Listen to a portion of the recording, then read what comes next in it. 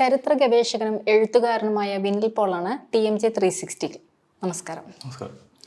1990-കൾ മുതലുള്ള ഇന്ത്യൻ രാഷ്ട്രീയത്തിൽ ശക്തമായി ഉയർന്നു വന്ന ഒരു പ്രമേയമാണല്ലോ കീഴാള രാഷ്ട്രീയം. അപ്പം ബ്രാഹ്മണ സവർണ ആധിപത്യത്തിന് ബദലായി ഒരു കീഴാള ദളിത് മുന്നേറ്റമായിരുന്നല്ലോ ഈ പ്രമേയത്തിന് ഒരു അടിസ്ഥാനം. പക്ഷേ കഴിഞ്ഞ 30 വർഷത്തെ ഒരു ഇന്ത്യൻ രാഷ്ട്രീയത്തിന്റെ ചരിത്രം എടുത്ത് നോക്കുകയാണെങ്കിൽ ഈ കീഴാള രാഷ്ട്രീയത്തിന് വേണ്ടത്ര രീതിയിൽ അവരെ ലക്ഷ്യം വെച്ചൊരു രീതിയിലേക്ക് ഉയരാൻ കഴിഞ്ഞിട്ടുണ്ടോ?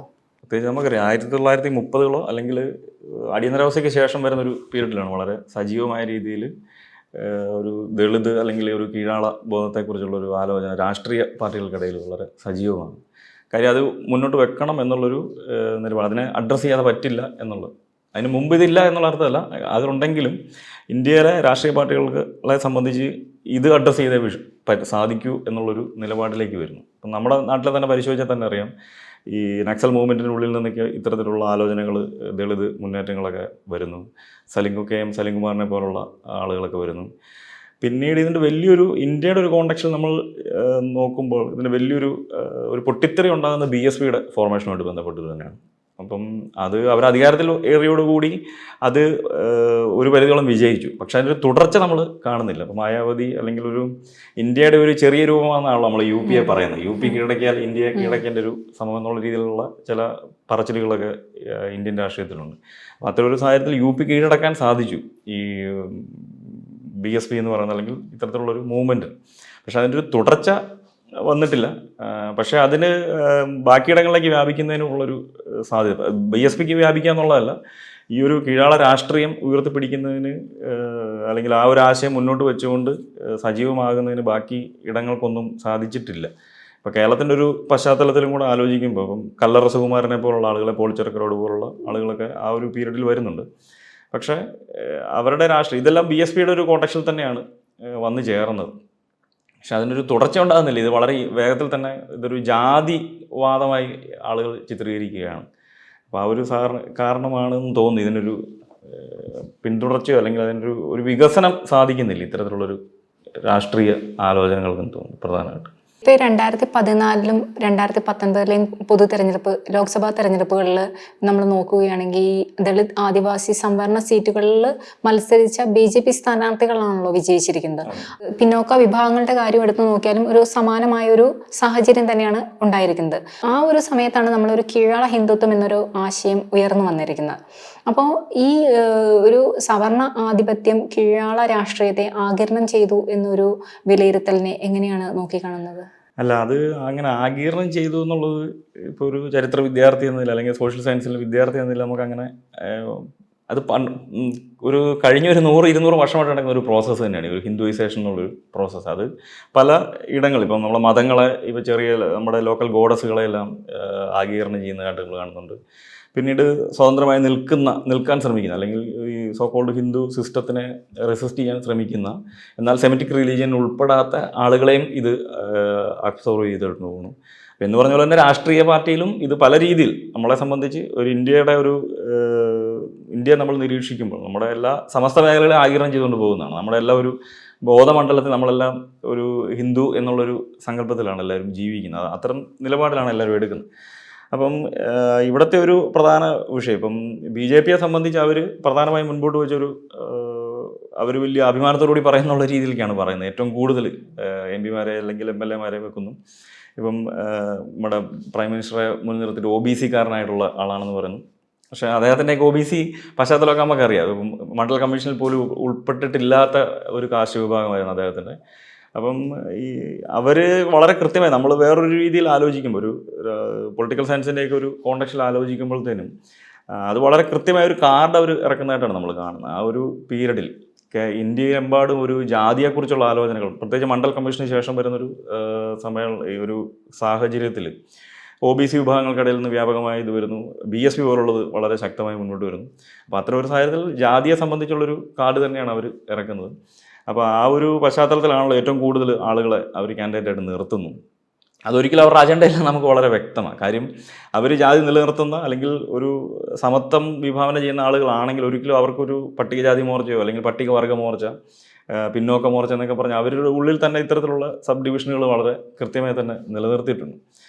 പക്ഷേ അവരെ സംബന്ധിച്ച് അവർ ആ ഒരു സമയത്ത് ഇത് ഇറക്കിയത് വളരെ ഒരു സ്വീകാര്യത ലഭിക്കുന്നതിന് കാരണമായി മാറി. കാര്യം നമ്മുടെ ഒരു സാഹചര്യത്തിൽ നമുക്ക് ആലോചിക്കാൻ പറ്റില്ല. കാര്യം സൗത്ത് ഇന്ത്യയുടെ കോൺടെക്സ്റ്റിൽ പറ്റത്തില്ല. ആ സമയം യു പി, ബീഹാർ പോലുള്ള സ്ഥലങ്ങളിൽ കോൺഗ്രസ് ഒരിക്കലും തന്നെ ഇത്തരത്തിലുള്ള പിന്നോക്ക വിഭാഗക്കാരെ നിർത്തിയിട്ടേ ഇല്ല, മുൻപോട്ട് കൊണ്ടുവരുന്നേ ഇല്ല. അപ്പോൾ ചില മണ്ഡലങ്ങളൊക്കെ നമ്മൾ പരിശോധിച്ച് കഴിയുമ്പം ചില സ്ഥലങ്ങളിലൊക്കെ യു പിയിലും ബീഹാറിലും ഒക്കെ 35-40% ദളിതരുടെ വോട്ടുകൾ മാത്രമുള്ള മണ്ഡലങ്ങൾ. അവിടെയൊന്നും ഒരിക്കലും ഒരു ഇന്ത്യ സ്വാതന്ത്ര്യം പ്രാപിച്ചതിന് ശേഷം ഒരിക്കലും ഒരു ദളിതനെ നിർത്തുന്നില്ല സംവരണ സീറ്റിലല്ലാതെ. അപ്പോൾ അത്തരം ഒരു സാഹചര്യത്തിൽ ഇവർക്ക് വഴങ്ങുന്ന ചില പട്ടികജാതിക്കാരെ, പട്ടികവർഗ്ഗക്കാരെയൊക്കെ അല്ലെങ്കിൽ പിന്നോക്ക വിഭാഗക്കാരെ നിർത്തുമ്പോൾ ആ ഒരു ജനത്തെ മുഴുവൻ ഇളക്കുന്നതിനും അവരുടെ ഒരു വേറൊരു തരം വൈകാരികത കൃത്യമായി നിർമ്മിക്കുന്നതിന് അവർക്ക് സാധിച്ചിട്ടുണ്ട്. അപ്പോൾ എനിക്ക് തോന്നുന്നൊരു പ്രധാന കാര്യമെന്ന് പറഞ്ഞാൽ ഇവർ ആദ്യം ഇറക്കിയ ഒരു കാർഡ് എന്ന് പറയുന്നത് വർഗീയതയേക്കാൾ മുൻപ് ആദ്യം ഇറക്കിയത് ഒരു ജാതി കാർഡ് തന്നെയാണ് ഇവർ ഇറക്കുന്നത്. ആ ഒരു പശ്ചാത്തലത്തിലാണ് ആളുകൾ അവിടെ സംഘടിക്കപ്പെടുന്നത്. പക്ഷെ ഇത്തരം ഒരു ജാതീയത കാണിക്കുമ്പോൾ അതൊരു ഹിന്ദു രാഷ്ട്രം എന്ന് പറയുമ്പോൾ ഇപ്പൊ രാഷ്ട്രപതിയാണെങ്കിൽ തന്നെയും ഒരു ദളിത് വിഭാഗത്തിൽപ്പെട്ട, പക്ഷേ വേണ്ടത്ര ഒരു പ്രാധാന്യം രാഷ്ട്രപതിക്ക് പലപ്പോഴും കിട്ടുന്നില്ല എന്നൊരു കാഴ്ച നമ്മൾ കാണുന്നുണ്ടല്ലോ. അപ്പൊ ഈ ദളിത് വോട്ടുകളാണെങ്കിൽ തന്നെയും ധാരാളമായി ഈ സംഘപരിവാർ ശക്തികൾ BJPക്ക് പോകുമ്പോൾ അപ്പോൾ അത് രാജ്യത്തിൻ്റെ ഒരു ബഹുസ്വരതയെ വേണ്ട രീതിയിൽ നിന്ന് മാറ്റി ചിന്തിപ്പിക്കുന്ന അല്ലെങ്കിൽ ചലിപ്പിക്കുന്നില്ലേ? ഇവരുടെ ഒരു ഈ പ്രധാന സ്ലോഗൻ എന്നുള്ള രീതിയിൽ തന്നെ കാണുന്നത് ബഹുസ്വരത എന്ന് പറയുന്ന സാധനമില്ലല്ലോ, ഏക ഇന്ത്യ എന്നുള്ളൊരു ആശയമാണ് ഇവർ മുൻപോട്ട് വെക്കുന്നത്. പക്ഷേ ഇവരെല്ലാം വളരെ കൃത്യമായിട്ട് ജാതി പാലിക്കുന്ന മനുഷ്യന്മാർ തന്നെയാണ്, അതൊരു തർക്കവുമില്ലാത്ത കാര്യമാണെങ്കിലും ബഹുസ്വരത എന്ന് പറഞ്ഞൊരു സങ്കല്പത്തിനാണ് ഇവർ പ്രധാനമായിട്ടും ഇല്ലാതാക്കാൻ ശ്രമിക്കുന്നത്. അപ്പം കോൺഗ്രസിനെ സംബന്ധിച്ച് അവർ ബഹുസ്വരത അല്ലെങ്കിൽ നെഹ്റുവിൻ്റെയൊക്കെ ഒരു ഹിസ്റ്ററിയൊക്കെ നമ്മൾ പരിശോധിക്കുമ്പോൾ അവർ പ്രധാനമായും ഇത്തരത്തിലുള്ളൊരു സംഗതിയിലാണ് ആലോചനയാണ് പ്രചരിപ്പിക്കാൻ ശ്രമിച്ചതെങ്കിൽ ഇവിടെ ബഹുസ്വരത ഇല്ലാതാക്കിയിട്ട് ഒരു ഏക ഇന്ത്യ എന്നുള്ളൊരു സങ്കല്പത്തിലേക്ക് കൊണ്ടുവരാനാണ് ഇവർ നോക്കുന്നത്. ഇപ്പം നമ്മുടെ പട്ടികവർഗത്തിൽ നിന്നുള്ള ഉപരാഷ്ട്രപതിക്കാണെങ്കിൽ ഇപ്പം നമുക്ക് തന്നെ അറിയാം, അവരെ പല ചടങ്ങുകൾക്ക് വിളിച്ചിട്ടില്ല എന്നുള്ളൊരു കാര്യം പറയുന്നു. അതിന് മുമ്പിരുന്ന രാഷ്ട്രപതിനെയാണെങ്കിലും പലപ്പോഴും നമ്മൾ പല ഫോട്ടോസൊക്കെ നമ്മൾ കാണുന്നത്, ഇനി ചിലതൊക്കെ ഫേക്ക് ആണോ നമുക്ക് അറിയത്തില്ല, എന്തായാലും അവർക്ക് വേണ്ടത്ര ഒരു ബഹുമാനം, ഒരു മനുഷ്യൻ എന്ന നിലയിലുള്ള അല്ലെങ്കിൽ ഒരു ഏറ്റവും ഉയർന്ന പദവിയിലിരിക്കുന്ന ഇന്ത്യയിലെ ഒരു പ്രഥമ പൗരൻ എന്ന നിലയിലുള്ള പരിഗണനകളൊന്നും നൽകാത്ത രീതിയിലുള്ള പ്രകടനങ്ങളൊക്കെ നമ്മൾ പല സ്റ്റേജുകളിലൊക്കെ കാണുന്നുണ്ട്. ഉദ്ഘാടന സമയത്ത് വിളിക്കാതിരിക്കുക, അല്ലെങ്കിൽ ബാക്കിയുള്ള ആളുകളൊക്കെ വലിയ സ്വീകരണവും കാര്യങ്ങളൊക്കെ കൊടുക്കുന്നു. അപ്പോൾ ഇത്തരത്തിലുള്ളൊരു കാര്യങ്ങൾ നമ്മൾ പ്രധാനമായിട്ടും ഇവിടെ കാണുന്നുണ്ട്. അപ്പോൾ ഇവരെ സംബന്ധിച്ചൊരു എന്നാൽ ആളുകളെ സംബന്ധിച്ച് അല്ലെങ്കിൽ ഒരു വിദ്യാഭ്യാസത്തിൻ്റെ ഒരു വേറൊരു പശ്ചാത്തലത്തിൽ നിൽക്കുന്ന അല്ലെങ്കിൽ ഉന്നത വിദ്യാഭ്യാസ മേഖലയോ അല്ലെങ്കിൽ ഒരു വിദ്യാർത്ഥി രാഷ്ട്രീയ പ്രസ്ഥാനങ്ങളിലൊന്നും ഇടപെടാത്ത ആളുകളെ സംബന്ധിച്ച് ഇതൊക്കെ ഭയങ്കര അത്ഭുതമായിരിക്കും. സ്വാഭാവികമായിട്ട് അവരുടെ ഏറ്റവും താഴെത്തട്ടിലുള്ള ഒരു മനുഷ്യനെ മുഖ്യമന്ത്രിയാക്കുന്നു, ഉപരാഷ്ട്രപതിയാക്കുന്നു, രാഷ്ട്രപതിയാക്കുന്നു എന്നൊക്കെ പറയുമ്പോൾ അത് വേറൊരു വൈകാരികത ഇളക്കി വിടുന്നൊരു സാഹചര്യമാണ്. അപ്പോൾ അതിൻ്റെ ഒരു പ്രധാനമായും നമുക്ക് തോന്നുന്നൊരു വിഷയം ഇത് തന്നെയാണ്. ആദ്യം പറഞ്ഞ പോലെ തന്നെ ഈ ഇന്ത്യയെ സംബന്ധിച്ച് സൗത്ത് ഇന്ത്യ ഒഴികെ ബാക്കി വരുന്ന പ്രദേശങ്ങളിലെ ദളിതരുടെയും പിന്നോക്ക വിഭാഗങ്ങളുടെയും പ്രാതിനിധ്യമേ ഇല്ലായിരുന്നു. അപ്പോൾ നമ്മൾ കോൺഗ്രസിൻ്റെ സ്വാതന്ത്ര്യത്തിന് മുമ്പുള്ള ഹിസ്റ്ററി നമ്മൾ പരിശോധിച്ചാൽ, അത് ഇന്റർനാഷണൽ കോൺഗ്രസ് എന്ന നിലയിൽ നമ്മൾ ദേശീയ പ്രസ്ഥാനത്തെക്കുറിച്ചൊക്കെ ചരിത്രത്തിൽ പഠിക്കുന്ന സമയത്ത് പോലും ഏറ്റവും എലീറ്റായിട്ടുള്ള മനുഷ്യന്മാർ മാത്രമാണ് അതിൻ്റെ പ്രസിഡന്റുമാരും അല്ലെങ്കിൽ ഏറ്റവും ഉന്നത ഇതിലൊക്കെ തന്നെ സ്ഥാനങ്ങൾ വഹിച്ചുകൊണ്ടിരുന്നതും ബ്രിട്ടീഷ് ഭരണകാലത്തും അതിനുശേഷം വരുമ്പോൾ ഇത് തന്നെയാണ് കാഴ്ച. അപ്പോൾ ആ ഒരു സാഹചര്യത്തിനെയാണ് ഇവർ കൃത്യമായി മുതലെടുക്കുന്നത്. അപ്പോൾ അത് സാധാരണക്കാരെ സംബന്ധിച്ച് സ്വാഭാവികമായിട്ടും നോർത്ത് ഇന്ത്യയിലുള്ള സാധാരണ മനുഷ്യരെ സംബന്ധിച്ച് അത് ഭയങ്കര ആവേശം ഉണ്ടാക്കുകയാണ് അവർക്ക്. അപ്പോൾ അവരുടെ ഒരു വ്യക്തി എന്ന നിലയിലേക്ക് മാത്രമാണ് അവർ ഇതൊരു വോട്ട് രാഷ്ട്രീയത്തിന്റെ ഒരു തന്ത്രം മാത്രമായി വോട്ടിന്റെ ഒരു പ്രധാന രീതിയായിട്ട് തന്നെയാണ് ഇത് കാണുന്നത്. പക്ഷെ നമ്മുടെ ഇങ്ങോട്ട് അത് കൃത്യമായി ഇഫക്റ്റ് ആകുന്നില്ല. ഇപ്പം SNDP അവർ പിടിച്ചു, പക്ഷേ SNDP ഇപ്പം ഞാൻ താമസിക്കുന്ന സ്ഥലത്ത് സ്ഥാനാർത്ഥി തന്നെയാണ് ഈ വെള്ളാപ്പള്ളിയുടെ, അതായത് എൻ്റെ മകനാണ് മത്സരിക്കുന്നത്, തുഷാർ വെള്ളാപ്പള്ളിയാണ് അവിടെ മത്സരിക്കുന്നത് തന്നെ. പക്ഷേ നമുക്ക് തന്നെ അറിയാം അവർക്ക് എത്ര വോട്ട് കിട്ടുന്നത്. അപ്പോൾ SNDP വലിയൊരു ഭാഗം അതിൻ്റെ അകത്ത് ഒരിക്കലും വരുന്നില്ല. അപ്പം എന്നാൽ ഈ ബാക്കി സംസ്ഥാനങ്ങളുടെ അവസ്ഥ ഇതല്ല. അത് വളരെ കൃത്യമായി ഇപ്പം നോർത്ത് ഈസ്റ്റിലെ കാര്യം നമ്മൾ പരിശോധിച്ചാലും അവിടെ ക്രിസ്ത്യൻസിനെ പിടിക്കുന്നു, വളരെ കൃത്യമായിട്ട് അവരുടെ കാര്യങ്ങൾ കൈകാര്യം ചെയ്യാൻ സാധിക്കുന്നു. അപ്പം ഇതൊരു ജാതിയും ചില സ്ഥലങ്ങളിൽ ഒരു ന്യൂനപക്ഷങ്ങളെ പ്രീണിപ്പിക്കുക എന്നുള്ളൊരു സിസ്റ്റം തന്നെയാണ് ചെയ്യുന്നത്. അപ്പോൾ അതൊരു വോട്ട് ബാങ്കായിട്ട് അവർക്ക് കൃത്യമായി മാറ്റാൻ സാധിക്കുന്നുണ്ട് അതിനെ. അത് പക്ഷേ വേറെ രാഷ്ട്രീയ പാർട്ടികൾക്ക് സാധിക്കുന്നില്ല. അവരെ സംബന്ധിച്ച് അതിന് ഒരു തരത്തിലുള്ള ന്യായീകരണങ്ങളും ഉണ്ട്. ഇപ്പോൾ നമ്മൾ പരിശോധിച്ച് കഴിഞ്ഞാൽ തന്നെ ഇവർ ഒരു വിശാല ഹിന്ദു എന്നുള്ള രീതിയിലാണ് പറയുന്നെങ്കിൽ പോലും ഈ ഒരേ സമയം തന്നെ നമ്മൾ സർക്കാർ സംവിധാനത്തിൽ കൊടുത്തിരിക്കുന്ന പോലെ തന്നെ OBC SC ST എന്ന് പറഞ്ഞ രീതിയിൽ തന്നെ ഇവർ തിരിച്ചിട്ടുമുണ്ട്. അപ്പോൾ ഇതൊരു കോൺട്രാഡിക്ഷനാണ്, ഒരു സങ്കീർണമായിട്ടുള്ള ഒരു രീതിയിലാണ് ഇവരൊരു സിസ്റ്റം പ്രവർത്തിക്കുന്നത്. നമുക്കതിനെ കൃത്യമായി ഡിഫൈൻ ചെയ്യുന്നതിനോ അല്ലെങ്കിൽ ഇവരെങ്ങനെയാണ് ആളുകളെ പിടിക്കുന്നത് എന്നുള്ളതിനെക്കുറിച്ച് ഇപ്പോൾ കാര്യം ഈ നമ്മുടെ ഇലക്ഷനുമായി ബന്ധപ്പെട്ട് വന്നപ്പം പഴയ ബാലറ്റ് പേപ്പറിലേക്ക് മാറണമെന്ന് പറയുന്ന ആലോചനകളൊക്കെ കാര്യമായി മുമ്പോട്ട് വെക്കുന്നുണ്ട് ആൾ എങ്കിലും. അതായത് അതിൻ്റെ ഒരു പ്രധാന പ്രശ്നം, അത് BJP ജയിക്കുന്ന ഒറ്റ കാരണമായിട്ട് ആളുകൾ കൂടുതലും കാണുന്നത് നമ്മുടെ മിഷൻ്റെ പ്രശ്നമാണ്. വോട്ടിംഗ് മിഷനിൽ ഇവർ അഴിമതി കാണിക്കുന്നതാണ്. പക്ഷെ അതൊരിക്കലും ആണെന്ന് നമുക്ക് തോന്നുന്നില്ല. കാര്യം വേറൊരു വികാരം എവിടെയോ നിൽക്കുന്നുണ്ട്, അതിനെ നമുക്ക് കൃത്യമായി പിടിക്കാൻ സാധിക്കുന്നില്ല. അതിനെ പിടിച്ചു കഴിഞ്ഞാൽ ഒരുപക്ഷെ BJP നമുക്ക് പിടിക്കാൻ, അല്ലെങ്കിൽ ഇവരുടെ ഒരു തന്ത്രത്തിനെ പിടിക്കാൻ പറ്റും. അപ്പോൾ ഇവർ ഒരേ സമയം, അതായത് ഇതിനൊരു കോൺട്രാഡിക്ഷനായിട്ട് നമ്മൾ കാണുന്നത്, ഒരേ സമയം വോട്ട് ബാങ്കിന് വേണ്ടി തന്നെ ഇവർ കാസ്റ്റ് ഉണ്ടെന്ന് പറയുക ഇല്ലെന്ന് പറയുകയും കൂടി ചെയ്യും ഒരേ സമയം. അതാണ് നമുക്കൊരു കൺഫ്യൂഷൻ ഉണ്ടാക്കുന്നത്. അതെന്താണ് ഇങ്ങനത്തെ അതിൻ്റെ ഒരു സിസ്റ്റം, അതാണ് അവരുടെ ഒരു സിസ്റ്റം. ഇപ്പൊ ഈ തോമസ് ആൻസൺ പിന്നെ അതുപോലെ തന്നെ ബദ്രി നാരായണൻ, സുധാപൈ പോലുള്ളവരാണല്ലോ കീഴാള ഹിന്ദുത്വം എന്നൊരു ആശയത്തെ ഉയർത്തിക്കൊണ്ടുവന്ന് കൂടുതലായിട്ട് തുറന്നു കാണിക്കുന്നത്.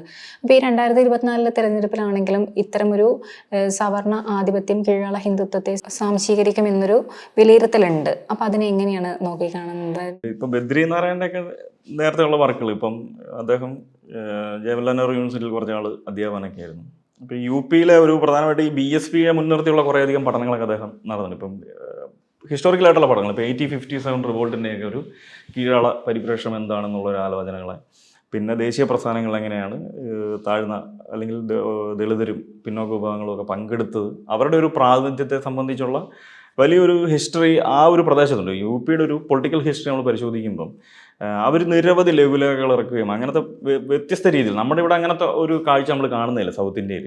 അതായത് ഒരു ദേശീയ പ്രസ്ഥാനത്തിൻ്റെ, ഇപ്പം നമ്മളെല്ലാം അറിയുന്ന ഒരു കാര്യമാണ്, ഇപ്പോൾ 1857 വിപ്ലവം എന്ന് പറഞ്ഞത് ഈ മംഗൾ പാണ്ഡെയിൽ നിന്നുമാണ്, അതായത് ബ്രാഹ്മണനാണ് തുടങ്ങുന്നത്. പക്ഷേ UP-യിൽ വേറൊരു കഥയുണ്ട് വളരെ സജീവമായിട്ട്. അപ്പോൾ അവർ പറയുന്നത് മംഗൾ പാണ്ഡെ, അത്ര പേര് ഞാൻ മറന്നു, ഇപ്പോൾ മംഗൾ പാണ്ഡെ ഇങ്ങനെ ദാഹിച്ച് വലഞ്ഞ് ഈ പട്ടാള ക്യാമ്പിൽ വെച്ച് അടുത്തോട്ട് ചെല്ലുമ്പം അവിടെ ആ സമയത്ത് മിലിറ്ററിയിൽ ഒരുപാട് ദളിതരെ റിക്രൂട്ട് ചെയ്യുന്നുണ്ട്, കുശിനിക്കാരായിട്ടും അങ്ങനെ മറ്റു പല ജോലിക്കുമൊക്കെ വേണ്ടി നിരവധി ദളിതരുണ്ട്. അപ്പോൾ അങ്ങനെ ഒരു ദളിതൻ്റെ അടുത്തോട്ടാണ് ഇദ്ദേഹം മംഗൾ പാണ്ഡെ ചെന്ന് അല്പം വെള്ളം ചോദിക്കുന്നു. അപ്പോൾ ആ ദളിതൻ വെള്ളം കൊണ്ട് കൊടുക്കുമ്പോൾ ഉടനെ മംഗൾ പാണ്ഡെ പറയും, നിങ്ങൾ അണ്ടച്ചുകൾ കാശാണ്, നിൻ്റെ നിന്ന് വെള്ളം വാങ്ങിച്ച് കുടിക്കാൻ പറ്റത്തില്ല എന്ന് പറയുന്നു. അപ്പോൾ ഉടനെ ഈ കുശിനിക്കാരനായിട്ടുള്ള ആൾ തിരിച്ചു പറയുകയാണ്, നീ ഞാൻ തരുന്ന വെള്ളമൊന്നും കുടിക്കണ്ട, പക്ഷേ നിങ്ങൾ കടിച്ചു പറിച്ച് വെടിവെച്ച് വിടുന്ന സംഗതി ഇത് കാത്തലിക്കുകളൊക്കെ ഈ പശുവിൻ്റെയും പന്നിയുടെയും നെയ്യ് പുരട്ടിയതാണ് എന്നുള്ളൊരു ഇൻഫർമേഷൻ. അതായത് 1857 റിവോൾട്ടിൻ്റെ ഒന്നാമത്തെ കാരണമായിട്ട് നമ്മൾ കാണുന്നത് ഈ പശുവിൻ്റെയും പന്നിയുടെയും നെയ്യ് പുരട്ടിയ വെടിയുണ്ടകൾ കൊടുക്കുന്നു എന്നുള്ളതായിരുന്നു. അപ്പോൾ ഈ ഒരു വാർത്തയാണല്ലോ ഇതിൻ്റെ ഒരു കാരണം. അപ്പോൾ ഈ ഒരു വാർത്ത വന്നത് ഒരു ദളിതൻ്റെ വായിൽ നിന്നാണ്. അപ്പോൾ അദ്ദേഹമാണ് ഇതിൻ്റെ ഒരു പ്രധാന യഥാർത്ഥ അവകാശി എന്നുള്ളൊരു നറേഷൻ, അങ്ങനത്തെ രീതിയിൽ പലതരം നറേഷൻസ് വരുന്നു. അപ്പോൾ അതിനെക്കുറിച്ച് ബദ്രി നാരായണൻ്റെ നിരവധി പഠനങ്ങളുണ്ട്. അപ്പം ആ ഒരു സാഹചര്യത്തിൽ തന്നെയാണ് ഇവരൊരു ഹിന്ദുത്വത്തെക്കുറിച്ചുള്ളൊരു ആലോചന മുൻപോട്ട് വെക്കുന്നു. അപ്പോൾ കീഴാള ഹിന്ദുത്വം എന്നുള്ളത് ഇതിന് മുമ്പ് തന്നെ എങ്ങനെയാണ് കീഴാളർ ഹിന്ദു ആയത് എന്നുള്ളതിനെക്കുറിച്ച് തന്നെ ഓൾറെഡി സോഷ്യൽ സയൻസിൽ അന്വേഷിക്കുന്നുണ്ട്. പല കാരണങ്ങൾ, ഇപ്പോൾ സെൻസസിൻ്റെയും ബ്രിട്ടീഷ് പോളിസിയുടെയൊക്കെ ഭാഗമായിട്ടും പല പോളിസികളിലൂടെയാണ് ഒരു ഹിന്ദുക്കളായി മാറിയത് എന്നുള്ളൊരു കാര്യം ഓൾറെഡി പരിശോധിക്കപ്പെട്ടിട്ടുള്ളതാണ്. എന്നാൽ കീഴാള ഹിന്ദുത്വം എന്നുള്ളൊരു ആശയം ഈ സമയത്താണ് ഇങ്ങനെ വരുന്നത്. അത് പ്രധാനമായിട്ട് BJP-യുടെ ഒരു പോളിസികളുടെ പശ്ചാത്തലത്തിൽ തന്നെയാണ് നിൽക്കുന്നത്. പക്ഷേ ഇതിൻ്റെ വേറൊരു രൂപം വളരെ കൃത്യമായി നമ്മൾ കാണുന്ന ഈ ഗർഭാപസി പോലുള്ളൊരു കാര്യങ്ങളൊക്കെ വരുന്ന സാഹചര്യത്തിലാണ് ഈ ഒരു ഡിസ്കഷൻ വളരെ സജീവമായത്. പക്ഷേ ഇതിൻ്റെ ഒരു പ്രശ്നം കിടക്കുന്നത്, അല്ലെങ്കിൽ നമുക്കിതിനെ പ്രതിരോധിക്കാൻ സാധിക്കാത്തൊരു നിലയിലും കൂടാണ് ഒരു പരിധി. അതായത് ഇവർ പല രീതിയിൽ ആളുകളെ ക്യാൻവാസ് ചെയ്ത് കൊണ്ടുപോകുന്നു, പല ഓഫറുകൾ വെക്കുന്നു. ന്യൂനപക്ഷ വിഭാഗങ്ങളിൽ വരുന്ന ചെറിയ ചെറിയ വിഭാഗങ്ങൾക്ക് പലതരം ഓഫറുകൾ. ഇപ്പം നമ്മൾ കാണുന്നൊരു കാഴ്ച, നമ്മൾ ഈ കഴിഞ്ഞ 10-20 വർഷത്തിന്, അതായത് ഇവരുടെ ഒരു ഭരണ സമയത്ത് തന്നെ നമ്മൾ ഈ കൊച്ചു ജാതികളെ പരിശോധിക്കുക, വലിയ പോപ്പുലേഷൻ ഒന്നും ഇല്ലാത്തതും എന്നാൽ പിന്നോക്ക ഹിന്ദു വിഭാഗത്തിലുള്ള ഉൾപ്പെട്ടിരിക്കുന്നതായിട്ടുള്ള ജാതികളെയൊക്കെ നമ്മൾ പരിശോധിച്ച് കഴിഞ്ഞാൽ അവർ ഒരു പൊളിറ്റിക്കൽ സിസ്റ്റത്തിലേക്ക് കടന്നു വരുന്നു, അല്ലെങ്കിൽ അവർക്ക് ചില ആനുകൂല്യങ്ങൾ, അവരൊക്കെ ഒരുപക്ഷെ പല കമ്മീഷനുകളിലും അന്വേഷണങ്ങളിലും ഒക്കെ ഔട്ടാക്കപ്പെട്ടവർ, അല്ലെങ്കിൽ അവർക്ക് ആനുകൂല്യങ്ങൾ വേണ്ട, സർക്കാർ സംവിധാനങ്ങളിൽ വേണ്ട എന്നൊക്കെ ഉണ്ടായിരുന്ന വിഭാഗങ്ങളൊക്കെ ആയി. അപ്പോൾ അവരൊക്കെ വേറൊരു രൂപത്തിലേക്ക് വരുവാണ് ഈ കഴിഞ്ഞ 10 വർഷത്തിനിടയിൽ. നമ്മൾ സംവരണത്തിനെ തന്നെ പരിശോധിച്ച് കഴിഞ്ഞാൽ നമ്മൾ കേരളത്തിൻ്റെ ആണെങ്കിലും പല ലിസ്റ്റിനുള്ളിലേക്ക് വരിക. പട്ടികജാതി ലിസ്റ്റിലേക്ക് ഒരിക്കലും വരുന്നില്ല, അത് നമ്മൾ വളരെ അപൂർവമായിട്ട് ചില കാഴ്ചകൾ കാണുന്നുള്ളെങ്കിലും ഈ പിന്നോക്ക ജാതികളെ സംബന്ധിച്ച് അവരെ പ്രീണിപ്പിക്കുന്ന പല പ്രവർത്തനങ്ങളും ഇവർ ചെയ്തു കൂട്ടുന്നു. അപ്പോൾ ഇതാണ് വളരെ കൃത്യമായിട്ടൊരു കീഴാള ഹിന്ദുത്വം എന്നുള്ള രീതി. പിന്നെ അതുപോലെ തന്നെ നമ്മൾ പരിശോധിച്ച് കഴിഞ്ഞാൽ പല കൊച്ചു കൊച്ചു ചെറിയ പ്രദേശങ്ങളിലുള്ള ക്ഷേത്രങ്ങൾ എന്നുള്ള രീതിയിൽ നിൽക്കുന്നവർക്ക് പോലും വലിയ സപ്പോർട്ടുകൾ കൊടുക്കുകയാണ് ഇവർ, സാമ്പത്തികപരമായിട്ടുള്ള സപ്പോർട്ടുകൾ കൊടുക്കുന്നു. അത് കേരളത്തിൽ നമ്മൾ കാണുന്നൊരു കാഴ്ചയാണ്. പക്ഷേ ആളും വലിയ ഇവരെ വ്യാപകമായ രീതിയിൽ പങ്കെടുക്കുന്നൊന്നുമില്ലായിരിക്കും. പക്ഷേ വളരെ കൃത്യമായി നാളെ ഇതുവരെ ഒരു മൈക്കോ ഒരു ലൈറ്റോ ഒന്നും ഇട്ട് ആഘോഷിക്കാൻ ശേഷിയില്ലാതിരുന്ന ആളുകൾ പോലും ഇന്ന് ആ ഒരു രീതിയിലേക്ക് അവരുടെ ആചാരത്തെ മാറ്റാനുള്ളൊരു പിൻബലം ഇവർ നൽകുന്നു സാമ്പത്തികപരമായിട്ട്. അപ്പോൾ ഇതിങ്ങനെ പല നെറ്റ്വർക്കിലൂടെ ഇങ്ങനെ പ്രവർത്തനങ്ങൾ നടന്നുകൊണ്ടിരിക്കുന്നത്. അപ്പോൾ ആ ഒരു കോണ്ടെക്സ്റ്റിലാണ് ഇങ്ങനെ ഒരു കീഴാള ഹിന്ദുത്വം എന്നുള്ളൊരു വളരെ സജീവമായി ഇവരുടെ ഇടയിലേക്ക് വരുന്നത്. ഇപ്പം ഈ സവർണ ബ്രാഹ്മണ ആധിപത്യത്തിന് ബദലായിട്ടൊരു കീഴാള ഹിന്ദുത്വത്തെ ഒരുമിച്ച് ഒരു കൂട്ടായ ഒരു പ്രവർത്തനം സാധ്യമാണോ? ഇതിൻ്റെ ഒരു പ്രധാന പ്രശ്നം ഇപ്പോൾ അത് ഈ ചില ഇടതുപക്ഷ ചിന്തകരൊക്കെ ചൂണ്ടിക്കാണിക്കുന്ന ഒരു പ്രധാന വിഷയമാണ്. അതായത് ഈ ജാതിയുടെ ഒരു പ്രധാന പ്രശ്നം എന്ന് പറഞ്ഞു കഴിഞ്ഞാൽ ഇതൊരിക്കലും സമമല്ലല്ലോ. ജാതി എന്ന് പറഞ്ഞത് ഒരു ഹൈറാർക്കിയാണ്. അത് എന്തായാലും ജാതിക്കുള്ളിൽ ഒരിക്കലും ഒരു സമത്വം സാധ്യമല്ല. അപ്പം ഈ ഇടതുപക്ഷ ചിന്തകർ മുന്നോട്ട് വെക്കുന്ന പ്രധാന ആശയമാണ്, നിങ്ങൾ ജാതിപരമായിട്ട് സംഘടിക്കപ്പെട്ട് കഴിഞ്ഞാൽ അതിനുള്ളിൽ ഒരു ഹൈറാർക്കി രൂപപ്പെടും ഓട്ടോമാറ്റിക്കായിട്ട്. അപ്പോൾ ആ ഒരു അവസ്ഥ തന്നെ. അപ്പം നമുക്ക് ഇതിനെ റെസിസ്റ്റ് ചെയ്യുന്നതിന് നമ്മൾ ഇത്തരത്തിലുള്ള ചെറിയ ചെറിയ ഗ്രൂപ്പുകളോ അല്ലെങ്കിൽ പല ന്യൂനപക്ഷ വിഭാഗങ്ങൾ വരുന്നെങ്കിൽ പോലും ഒരു ആന്തരിക സംഘർഷം വളരെ സജീവമായി മാറും. അപ്പോൾ അതിനെ മറികടക്കാൻ സാധിക്കുന്ന ഒരു പൊളിറ്റിക്കൽ ഫിലോസഫിക്ക് മാത്രമേ ഉള്ളൂ ഇതിനോട് എന്തെങ്കിലും എതിർക്കാനോ സാധിക്കുകയുള്ളൂ എന്ന് തോന്നുന്നു. അപ്പം എന്തു വെച്ച് ഇതിന് ഒരു പ്രതീക്ഷയില്ല എന്നുള്ള അർത്ഥത്തിൽ ഇപ്പം ഉദാഹരണം പറഞ്ഞാൽ ഇപ്പോൾ ഇടതുപക്ഷ പ്രസ്ഥാനങ്ങൾ അംബേദ്കർ മൂവ്മെൻറ്റുകളൊക്കെ ഒരുമിക്കുന്ന പല നിമിഷങ്ങളും നമ്മൾ കാണുന്നുണ്ട്. അപ്പോൾ അത്തരത്തിലുള്ളൊരു ഐഡിയകൾക്കാണ് അല്ലെങ്കിൽ അത്തരത്തിലുള്ളൊരു ഐഡിയോളജി പ്രത്യയശാസ്ത്രങ്ങൾക്കാണ് ഒരു ഇവരെ എതിർക്കുന്നതിനുള്ളൊരു സാധ്യത. കാര്യം ജനങ്ങൾ വേറൊരു രൂപത്തിലേക്ക് മാറണം. അല്ലെങ്കിൽ ഇതൊരു വളരെ കൃത്യമായ ജാതി സംഘടനകൾ മാത്രം കൂടി നിൽക്കുന്നുണ്ട്, ഒരിക്കലും ഒരു രാഷ്ട്രീയപരമായി അവർക്ക് നേരിടാൻ സാധിക്കത്തില്ല. അപ്പോൾ അംബേദ്കറിൻ്റെ ഒരു ഫിലോസഫിയും അല്ലെങ്കിൽ മാർക്സിസ്റ്റ് ഫിലോസഫിയൊക്കെ പോലെ ഇതിപ്പോൾ ഓൾറെഡി പല ആളുകളും പറഞ്ഞിട്ടുള്ളൊരു ആശയം തന്നെയാണ്. അപ്പോൾ അതിനുള്ളായിരിക്കും എന്തെങ്കിലും ഒരു പരിധിയോളമെങ്കിലും ഇവരെ എതിർക്കുന്നതിന് സാധിക്കുകയുള്ളൂ എന്നാണ് തോന്നുന്നത്. ഇപ്പം ഈ പൗരത്വമാണെങ്കിൽ തന്നെ ഇപ്പം തുടക്കത്തിൽ മുസ്ലിംസായ കുടിയേറ്റക്കാരെ ഇന്ത്യയിൽ നിന്നും പുറത്താക്കുക എന്നുള്ളൊരിതാണല്ലോ. പക്ഷെ അതിനിപ്പോൾ ഭാവിയിൽ നമ്മുടെ ഒരു ഈ അവർണ കീഴാള ഹിന്ദുത്വത്തിൽ പെട്ട ആൾക്കാരിലേക്ക് ഇത് ഒരു അടിച്ചേൽപ്പിക്കപ്പെട്ടൊരു നയമായിട്ട് മാറുമോ? അത് അങ്ങനൊരു കൺഫ്യൂഷൻ പല ആളുകളും പറയുന്നുണ്ട്. ഇത് ജാതിയെ സംബന്ധിച്ചുള്ളൊരു പ്രശ്നമാണ്. ആദ്യം ഇവരുടെ ഒരു ബേസിക് ടെക്സ്റ്റ് എന്നുള്ള രീതിയിൽ തന്നെ പറയുന്നത്. ഇപ്പം വിചാരധാര പോലുള്ളതിനകത്തൊക്കെ പറയുന്നത് പ്രധാനമായും 3 മുസ്ലിങ്ങളും ക്രിസ്ത്യാനികളും കമ്മ്യൂണിസ്റ്റുകാരുമാണെന്ന് പറയുന്ന പോലെ തന്നെ അത്തരം കാര്യങ്ങളാണ് ഇവർ നടപ്പിലാക്കുന്നത് പറയുന്നു. പിന്നെ താഴ്ന്ന ജാതിക്കാരെ സംബന്ധിച്ചുള്ളൊരു ആവശ്യം ഇവരെ സംബന്ധിച്ചില്ല, ഇവരുടെ പാർട്ടിക്ക് ആവശ്യമില്ല എന്നുള്ളതാണ് കാര്യം.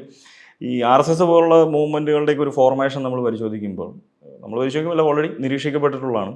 അപ്പോൾ അത് ഫോം ചെയ്ത് വരുന്നത് ഒരു പ്രത്യേക രീതിയിലുള്ളൊരു കീഴാള ഉയർപ്പെഴുന്നേൽപ്പ് വ്യാപകമായ രീതിയിൽ ഉണ്ടാകുന്ന സാഹചര്യത്തിലൊരു ഹിന്ദു ബ്രാഹ്മണ മേധാവിത്വത്തിൻ്റെ പശ്ചാത്തലത്തിൽ തന്നെയാണ് ഇത് രൂപപ്പെടുന്നത്. അതായത് ഇന്ത്യയെമ്പാടുമുള്ള ദേശീയ പ്രസ്ഥാനങ്ങൾ വരുന്നു, അതിൻ്റെ ഇടയിലൂടെ ഇത്തരത്തിലുള്ള അംബേദ്കർ തൊട്ട് മുമ്പ് വരുന്ന ആ ഒരു പീരീഡിൽ അല്ലെങ്കിൽ അംബേദ്കറും ഒക്കെ നിൽക്കുന്ന ആ ഒരു സമയത്ത് ഇന്ത്യയെമ്പാടും ഒരു കീഴാള വിഭാഗങ്ങൾ, പിന്നോക്ക വിഭാഗങ്ങൾക്കിടയിൽ നിന്നൊരു കൃത്യമായ ഒരു ഹിന്ദുത്വത്തിന് വിരുദ്ധമായിട്ടുള്ള ചില ആലോചനകൾ ഇപ്പോൾ നമ്മളിവിടെ സഹോദരൻ അയ്യപ്പനെ പോലുള്ള ആളുകളൊക്കെ വരുന്നൊരു അതേ രാജ്യമെമ്പാടും നടക്കുന്നു, തമിഴ്നാട്ടിലാണെങ്കിലും എല്ലായിടത്തും നടക്കുന്നു. അപ്പോൾ അത്തരം ഒരു സാഹചര്യത്തിലാണ് RSS പോലുള്ളൊരു സംഘടന ഉയർന്നു വരുന്നത്. അതായത് ഇതിൻ്റെ ഫോർമേഷൻ തന്നെ കീഴാളരെ ഒതുക്കുക എന്നുള്ളൊരു ലക്ഷ്യമായിട്ടാണ്. നിങ്ങൾ ഒരിക്കലും ബ്രിട്ടീഷുകാർ നിങ്ങളുടെ ശത്രുക്കളെ അല്ല എന്ന് പറഞ്ഞ് പ്രഖ്യാപിച്ച മനുഷ്യരാണ്. അപ്പോൾ അവരെ സംബന്ധിച്ച് അവരത് നടപ്പിലാക്കുക എന്നുള്ളത് സ്വാഭാവികമായിട്ടും അതിലേക്ക് തന്നെ ആയിരിക്കും അവർ എത്തിച്ചേരുന്നത്. അത്തരത്തിലുള്ളൊരു രാഷ്ട്രം ഇപ്പം ഇതിൻ്റെ 100ാം വർഷം വരുന്നു. അപ്പോൾ അവരൊരു ഹിന്ദു രാഷ്ട്രമായി പ്രഖ്യാപിക്കുമെന്നൊക്കെയാണല്ലോ അവർ ഓൾറെഡി പറഞ്ഞിരിക്കുന്നത്. അപ്പോൾ ആ ഒരു സാഹചര്യത്തിൽ ഇവരെ സംബന്ധിച്ച് ഈ കീഴാള വിഭാഗങ്ങൾ ഇവർക്ക് ആവശ്യമില്ലാത്തൊരു കൂട്ടം ആളുകൾ തന്നെ, ഒരു തർക്കവുമില്ല. കാര്യം ചില MP ഈ ഇത്തരത്തിലുള്ള ഇലക്ഷനിലൊക്കെ ഇവരാളെ നിർത്തുന്നുണ്ട്. അത് ചില ജയങ്ങൾക്ക് വേണ്ടിയാണെങ്കിലും ആത്യന്തികമായിട്ട് അവരുടെ ഒരു പ്രത്യയശാസ്ത്രത്തിനുള്ളിൽ അതില്ല. ഇനി അവർ സ്വാഭാവികമായിട്ട് അവർ അതിൻ്റെ അടിസ്ഥാനത്തിൽ തന്നെയാണോ ഈ പ്രവർത്തനങ്ങൾ ചെയ്യുന്നത്, അല്ലെങ്കിൽ അവർ വേദങ്ങളും ഗീതയും പോലുള്ള ടെക്സ്റ്റുകളെയാണ് ഗ്ലോറിഫൈ ചെയ്യാൻ ശ്രമിക്കുന്നത് എന്ന് പറഞ്ഞ പോലെ തന്നെ ഇവരുടെ വിചാരധാര പോലുള്ള പുസ്തകങ്ങൾ മുൻപിലുണ്ടല്ലോ. അപ്പോൾ അതനുസരിച്ചായിരിക്കും അവർക്ക് പ്രവർത്തിക്കാൻ സാധിക്കുള്ളൂ. അപ്പോൾ ആ ഒരു പുസ്തകങ്ങൾക്കുള്ളിൽ കീഴാളരില്ല, അല്ലെങ്കിൽ ഇവരും ശത്രുക്കളാണ്, ഇവരും മോശപ്പെട്ട മനുഷ്യരാണ്, ഇവരും വേണ്ടാത്ത ഒരു രാജ്യമാണ് അവരുടെ സ്വർഗരാജ്യമായി മാറുന്നത്. അപ്പോൾ അതുകൊണ്ട് അവരെ മാറ്റുമെന്നുള്ളൊരു തർക്കമില്ല. പക്ഷേ ഈ ഇപ്പോഴത്തെ ഒരു സാഹചര്യത്തിൽ ഇതുമായി കൂട്ടിക്കഴിച്ച് നമുക്ക് വായിക്കുന്നതിന് കുറേ ബുദ്ധിമുട്ടുകളുണ്ടായിരിക്കും. എന്ന് തോന്നുന്നു.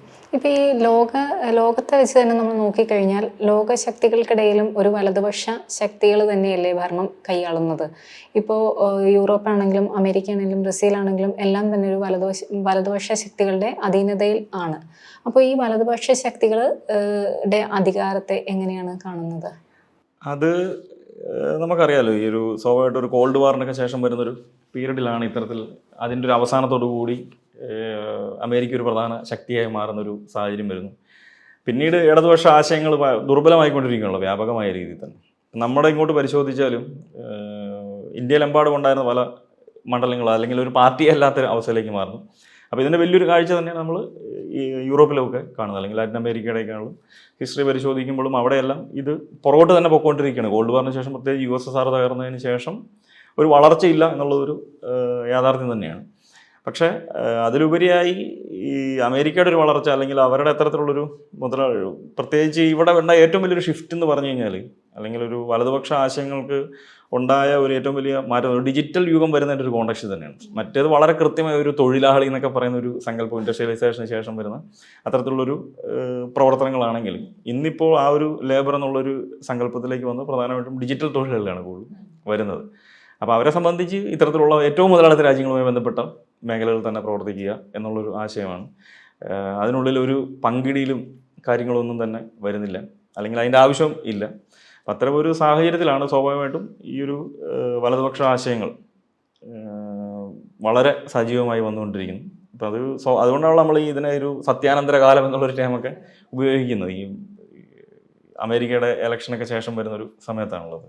ഈ വിനലിൻ്റെ ഏറ്റവും പ്രമുഖമായ ഒരു ബുക്കിലൊന്നാണല്ലോ ഈ അടിമ കേരളത്തിൻ്റെ അദൃശ്യ ചരിത്രം. ഈ ബുക്ക് വന്നതിന് ശേഷം ഈ കേരളത്തിലെ അടിമ കച്ചവടത്തെക്കുറിച്ച് ഒരുപാട് ജനങ്ങളിലേക്ക് ഒരു അറിവ് കിട്ടി. ഇതിനു മുൻപ് ഇങ്ങനെയൊരു ബുക്ക് ആരും തന്നെ ഇറക്കിയിട്ടില്ലെന്ന് തന്നെ വേണമെങ്കിൽ പറയാലോ.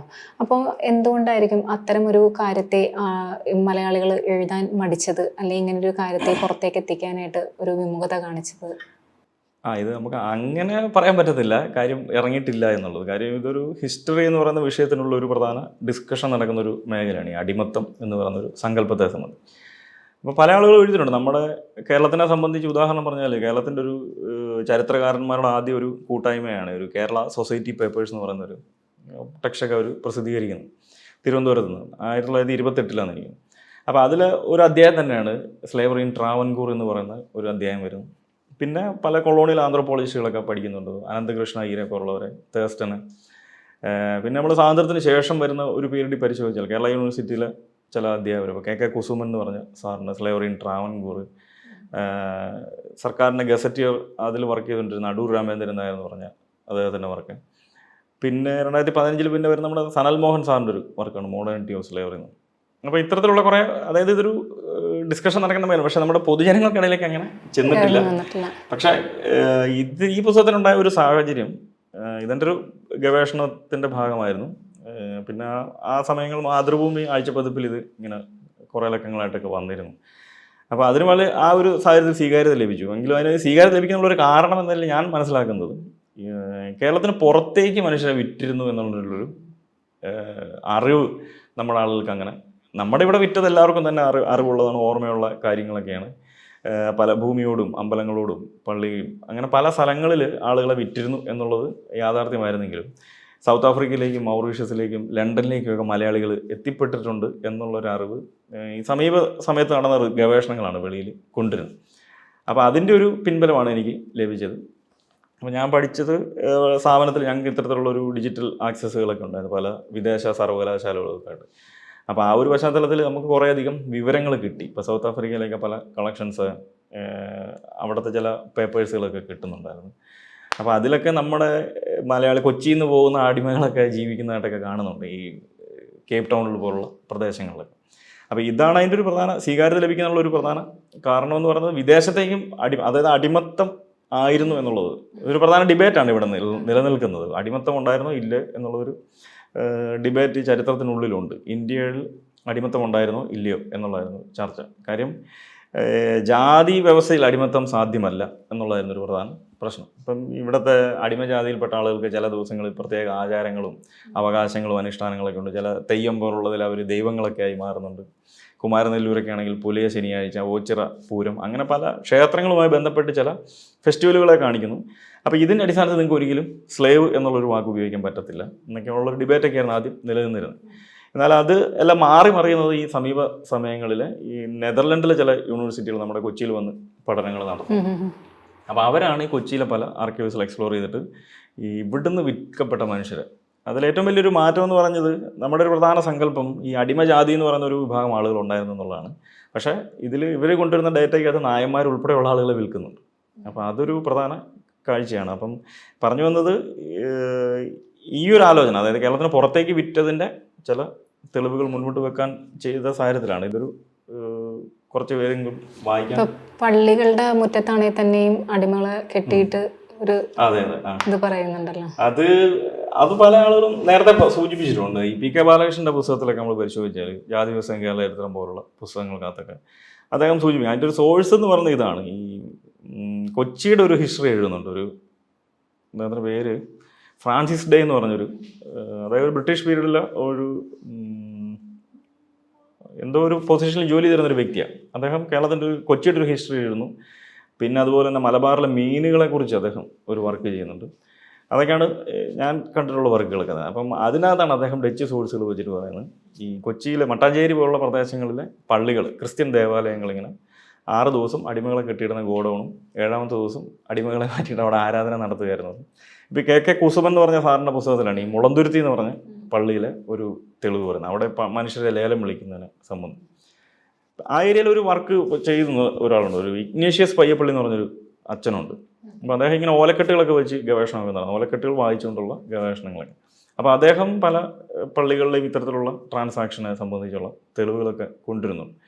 അപ്പോൾ ഇതൊരു എക്കണോമിക് ആക്ടിവിറ്റി ആയിരുന്നു എന്നുള്ളതാണ് നമ്മളിതിൽ നിന്ന് മനസ്സിലാക്കാൻ സാധിക്കുന്നത്. അതായത് പള്ളികളും എല്ലാം ഇത്തരത്തിലുള്ള പ്രവർത്തനത്തിൽ കേരളത്തിലെ ഒരു റിലീജിയസ് ഇൻസ്റ്റിറ്റ്യൂഷനും ഇതിനെതിരില്ലായിരുന്നു, മനുഷ്യ കച്ചവടത്തിനെതിരില്ലായിരുന്നു എന്നുള്ളൊരു കാര്യമാണ് നമ്മൾ കാണുന്നത്.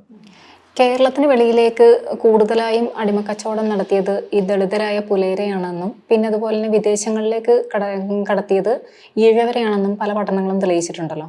അപ്പോൾ ഈ പക്ഷേ എങ്കിലും സംഘപരിവാർ ശക്തികൾ പറയുന്നത് ഇതൊരു കോളനി കാലത്തെ ഒരു ഇറക്കുമതിയായിരുന്നു എന്നാണ് അവരിപ്പോഴും പറഞ്ഞുകൊണ്ടിരിക്കുന്നത്. അപ്പോൾ ഇത്തരത്തിൽ ഒരു ഈ വിഷയത്തിൽ ഒരുപാട് ഗവേഷണങ്ങൾ നടത്തിയ ഒരാളാണല്ലോ വിനില്. അപ്പോൾ വിനിലിൻ്റെ അഭിപ്രായം എന്താ ഇതിൽ? ഇത് ഈ ഒരു ആലോചന, അതായത് അടിമത്തം ഒരു കൊളോണിയൽ നിർമ്മിതിയായിരുന്നുള്ള ആലോചന 1920-30 തന്നെ വരുന്നതാണ്. അപ്പോൾ ഇതിന് ആദ്യം മറുപടി പറയുന്നത് അംബേദ്കറാണ്, ശരിക്കും പറഞ്ഞാൽ മറുപടി പറയുന്നത്. അപ്പോൾ അദ്ദേഹം ഇതിനെ കൗണ്ടർ ചെയ്ത് വളരെ കൃത്യമായി പറയുന്നു. അന്നത്തെ ഒരു ഡിബേറ്റിൻ്റെ കോണ്ടെക്സ്റ്റിൽ ഒരു സ്ലേവറി എന്ന് പറഞ്ഞൊരു ടെക്സ്റ്റ് പ്രസിദ്ധീകരിക്കുന്നു. എന്നിട്ട് അവർ സ്ഥാപിക്കുന്നത് ഇന്ത്യയിലെ ഒരു ജാതിയൊന്നും അത്ര വലിയ പ്രശ്നമല്ല, അല്ലെങ്കിൽ ഇന്ത്യയിലെ ലോവർ കാസ്റ്റിൻ്റെ അവസ്ഥ വലിയ കുഴപ്പമൊന്നുമില്ല. നിങ്ങൾ ആഫ്രിക്കയുടെയും അമേരിക്കയുടെയും യൂറോപ്പിൻ്റെയൊക്കെ കോണ്ടെക്സ്റ്റിലേക്ക് നോക്കിക്കഴിഞ്ഞാൽ അവിടെ ബ്ലാക്ക്സ് അനുഭവിക്കുന്നതാണ് മനുഷ്യവംശത്തിൻ്റെ ഏറ്റവും വലിയ പ്രശ്നം എന്നുള്ളതായിരുന്നു ഒരു വിഭാഗം സ്കോളേഴ്സ് ഇവിടെ മുൻപോട്ട് വെച്ചത്. അല്ല, നമ്മുടെ ഇവിടുത്തെ പ്രശ്നമൊന്നും വലിയ കുഴപ്പമൊന്നുമില്ല, അവരുടെയാണ് ഏറ്റവും വലിയ കുഴപ്പം. അപ്പോൾ അതിനെ കൗണ്ടർ ചെയ്തിട്ടാണ് അംബേദ്കർ മറുപടിയായിട്ട് വരുന്നത്. അപ്പോൾ അവിടുത്തെ അടിമകൾക്ക് പല അവകാശങ്ങളും അധികാരങ്ങളും ഒക്കെ ഉണ്ടായിരുന്നു. പക്ഷേ അതിനേക്കാൾ ഭീകരമായ ഒരു അവസ്ഥ ഇവിടെയായിരുന്നു. അതുപോലെ തന്നെ ഇവിടെ എല്ലാ മനുസ്മൃതിയെ സംബന്ധിച്ച് അതൊക്കെ കൂട്ടിയിട്ടാണ് അദ്ദേഹം പറയുന്നത്. എല്ലാ മനുക്കളും ഇത് വേണം എന്ന് നിർബന്ധം പിടിച്ച ആളുകളാണെന്നൊക്കെ ഉള്ളൊരു ഡിസ്കഷനുണ്ട്. അപ്പം നമ്മൾ വീണ്ടും ഈ മനുഷ്യരെ വിറ്റേൻ്റെ ഒരു കണക്കുകളൊക്കെ നമ്മൾ പരിശോധിക്കുമ്പോൾ ഈ പുതിയ പഠനങ്ങളാണ് ഇത്തരത്തിലുള്ള തെളിവുകൾ മുമ്പോട്ട് കൊണ്ടുവരുന്നത്. ഓരോ ജാതി തിരിച്ചും, അതായത് ഇവർ ഈ തുറമുഖങ്ങളെ രജിസ്റ്ററുകൾ പരിശോധിച്ചിട്ടാണ് ഇത് എടുക്കുന്നത്. അപ്പോൾ രജിസ്റ്ററിനുള്ളിലുണ്ട് വളരെ കൃത്യമായിട്ട് ഉടമയുടെ പേര്, ജാതി ഏതാണ്, എങ്ങോട്ടാണ് വിൽക്കുന്നത്, പുതിയ പേര്, പഴയ പേര്, വയസ്സ് തുടങ്ങിയ വിവരങ്ങൾ, ബേസിക് ആയിട്ടുള്ള കുറച്ച് വിവരങ്ങളാണ് ഈ രജിസ്റ്ററിൽ അടയാളപ്പെടുത്തിയിട്ടാണ് ഇവർ വിൽക്കുന്നത്. അപ്പോൾ ആ ഒരു ഡാറ്റയിലൂടെയാണ് നമുക്ക് ആരെയൊക്കെയാണ് വിറ്റത് എന്നുള്ളൊരു കണക്ക് നമുക്ക് ലഭിക്കുന്നത്. അപ്പോൾ അങ്ങനെ പരിശോധിക്കുമ്പോഴാണ് കേരളത്തിൽ ഏറ്റവും കൂടുതൽ വിൽക്കപ്പെട്ടത് പുലയരും, രണ്ടാമത് വരുന്നത് ഈഴവരാണ് വരുന്നത്, മൂന്നാമത് പിന്നെ പറയ വിഭാഗത്തിൽപ്പെട്ട ആളുകളൊക്കെയാണ് വരുന്നത്. അപ്പോൾ ഏതാണ്ട് ഒരു വർഷം ഏതാണ്ട് 450-നും 600-നും ഇടയിൽ ആളുകളെ വിറ്റിരുന്നതായിട്ടാണ് പറയുന്നത്, കൊച്ചിയിൽ നിന്ന് തന്നെ. അത്രത്തോളം, അതായത് വിറ്റിരുന്നതിൻ്റെ കണക്ക് ഇവർ പറയുന്നത് ഈ ഇതിനുള്ളൊരു ചീട്ട് കൊടുക്കുമെന്നാണ് അഡ്വാൻസ് ആയിട്ട്. ഈ ഇത്ര ആളുകളെ വിൽക്കാം, വാങ്ങാം എന്നുള്ള രീതിയിൽ സർക്കാർ, കൊച്ചിയിലെ ഈ കമ്പനി തന്നെ ഔദ്യോഗികമായിട്ട് കുറച്ച് ആളുകൾക്ക് ചീട്ടുകൾ കൊടുക്കുകയാണ്. അപ്പോൾ അതിൻ്റെ അടിസ്ഥാനത്തിലാണ് നമുക്ക് അത്ര എണ്ണം വാങ്ങാം എന്നുള്ളൊരു കാര്യം വരുന്നത്. അപ്പോൾ അങ്ങനെയാണ് ഇവർ ഈ കണക്ക് വെളിയിലേക്ക് വിടുന്നത്. നമുക്കിപ്പം പഠനങ്ങളിലൂടെ ഈ ആരെയൊക്കെ വിറ്റു എന്നുള്ളതിൻ്റെ കണക്ക്. അപ്പോൾ ഇവിടെ നമ്മൾ മനസ്സിലാക്കേണ്ട ഒരു പ്രധാന കാര്യം, ഇവർ നേരത്തെ മുതൽ തന്നെ ആരോപിക്കുന്ന ഒരു കാര്യമാണ് ജാതി വ്യവസ്ഥ കൊണ്ടുവന്നത് ബ്രിട്ടീഷുകാരാണെന്ന് പറയുക, ഇവിടുത്തെ പ്രധാന പ്രശ്നങ്ങളെല്ലാം കൊണ്ടുവന്നത് കൊളോണിയൽ നിർമ്മിതിയാണെന്ന് പറയും. അപ്പോൾ നമ്മൾ നമ്മുടെ നാട്ടിൽ തന്നെ തെളിവുകൾ പരിശോധിക്കും. ഞാൻ ആദ്യം സൂചിപ്പിച്ച ആ കേരള സൊസൈറ്റി പേപ്പേഴ്സിൻ്റെ അകത്ത് ഈ അടിമ കച്ചവടത്തിൻ്റെ അടിമ തീർവോല എന്ന് പറയും, സ്ലേവ് ട്രാൻസാക്ഷൻ ഡീഡുകൾ.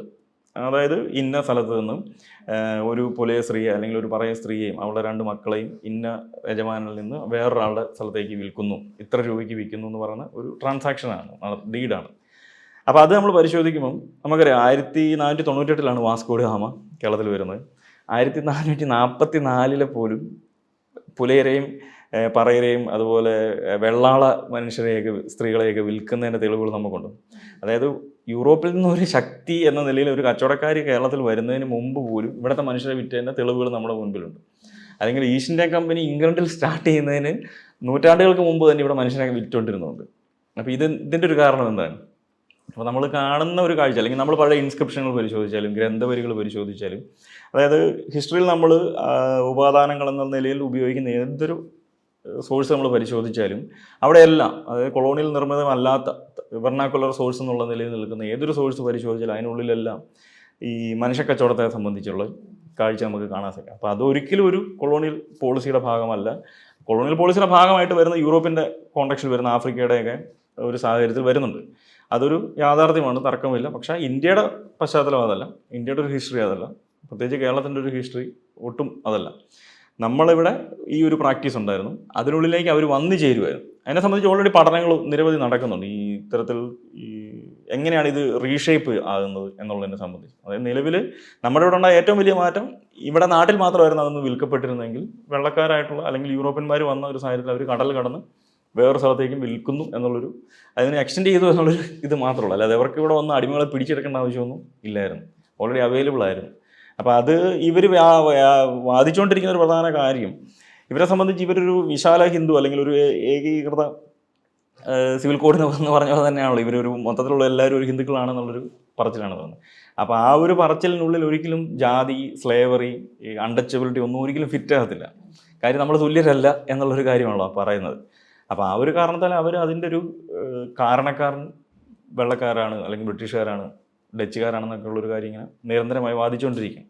അപ്പോൾ എൻ്റെ ഒരു അനുഭവം തന്നെ, ഞാനിങ്ങനെ മാതൃഭൂമിയിൽ ആഴ്ചപ്പതിപ്പിൽ ഈ അടിമത്തത്തെ സംബന്ധിച്ച് ലേഖനം, അപ്പോൾ അതിന് മറുപടി വന്ന സ്ഥലം ഏതാണെന്ന് വെച്ചാൽ കേസരിക്കകത്താണ് വരുന്നത്.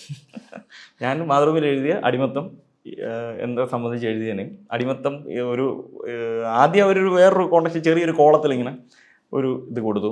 അതിനുശേഷം ആർട്ടിക്കിളിനെ വള്ളി വിടാതെ വിമർശിച്ചുകൊണ്ട് കേസരിയിലാണ്. പക്ഷേ മാതൃഭൂമിയിൽ വേറെ ആർട്ടിക്കിളൊന്നും എഴുതി കാര്യം അത് ഞാനത് വായിച്ചിട്ടുണ്ട്. വളരെ തെറ്റായിട്ടുള്ള കാര്യങ്ങൾ മാത്രമാണ് അതിൻ്റെ തോന്നുന്നത്, ബ്ലണ്ടറായിട്ടുള്ളതാണ്. അപ്പോൾ ഇതിനെങ്ങനെ റെസിസ്റ്റ് ചെയ്യാൻ ശ്രമിക്കുക. അത് നമ്മൾ മനസ്സിലാക്കുന്നത്, അല്ലെങ്കിൽ ഇപ്പം സോഷ്യൽ സയൻസ് ഗവേഷണം നടക്കുന്ന ആളുകൾക്ക് ചെയ്യാൻ സാധിക്കുന്ന ഒരു സാമൂഹ്യ സംഭാവന എന്ന് പറയുന്നത് നമ്മൾ ജാതിയെക്കുറിച്ചും സ്ലേവറിയെക്കുറിച്ചും ഇത്തരത്തിലുള്ള അൺടച്ചബിലിറ്റിയെക്കുറിച്ചും ഗവേഷണം നടത്തുക എന്നുള്ളതാണ്. അതിലൂടെ മാത്രമാണ് ഇവർ മുൻപോട്ട് വെക്കുന്ന ഒരു ആശയം പൊള്ളയാണെന്ന് ആളുകൾക്ക് തിരിച്ചറിയാൻ സാധിക്കും. അതുകൊണ്ടാണ് അവർ കേസരിയിൽ ഇതിന് മറുപടി എഴുതുന്നത്. വിശാലമായ രീതിയിൽ അടിമത്തം അങ്ങനെയില്ലായിരുന്നു, അത് കൊളോണിയൽ നിർമ്മിതി തന്നെയായിരുന്നു എന്ന് പറഞ്ഞുകൊണ്ട് എഴുതാൻ ശ്രമിക്കുന്നു. ഈ മാതൃഭൂമിയിൽ വരുന്ന മലയാളി ആൽബം എന്ന പങ്ക്തി ഉണ്ടല്ലോ, കാര്യം ചെറുതാണെങ്കിലും പക്ഷേ ഒത്തിരി പേര് ശ്രദ്ധിക്കുന്നുണ്ട്, നല്ലൊരു പങ്ക്തിയാണുള്ളത്. അതിൽ ഒരുപാട് ഇൻഫർമേഷൻസ്, പിന്നെ അതുപോലെ ഫോട്ടോസ്, ഈ പഴയകാല ഫോട്ടോസ്, ഇതെല്ലാം എവിടെ നിന്നാണ് കളക്ട് ചെയ്യുന്നത്? ഇത് സാജൻ മണി എന്ന് പറഞ്ഞൊരു ആർട്ടിസ്റ്റ് ഉണ്ട്. അദ്ദേഹം ബെർലിൻ ബേസ് ചെയ്തിട്ടാണ്, ബിനാലയിലൊക്കെ ഉണ്ടായിരുന്ന വ്യക്തിയാണ്.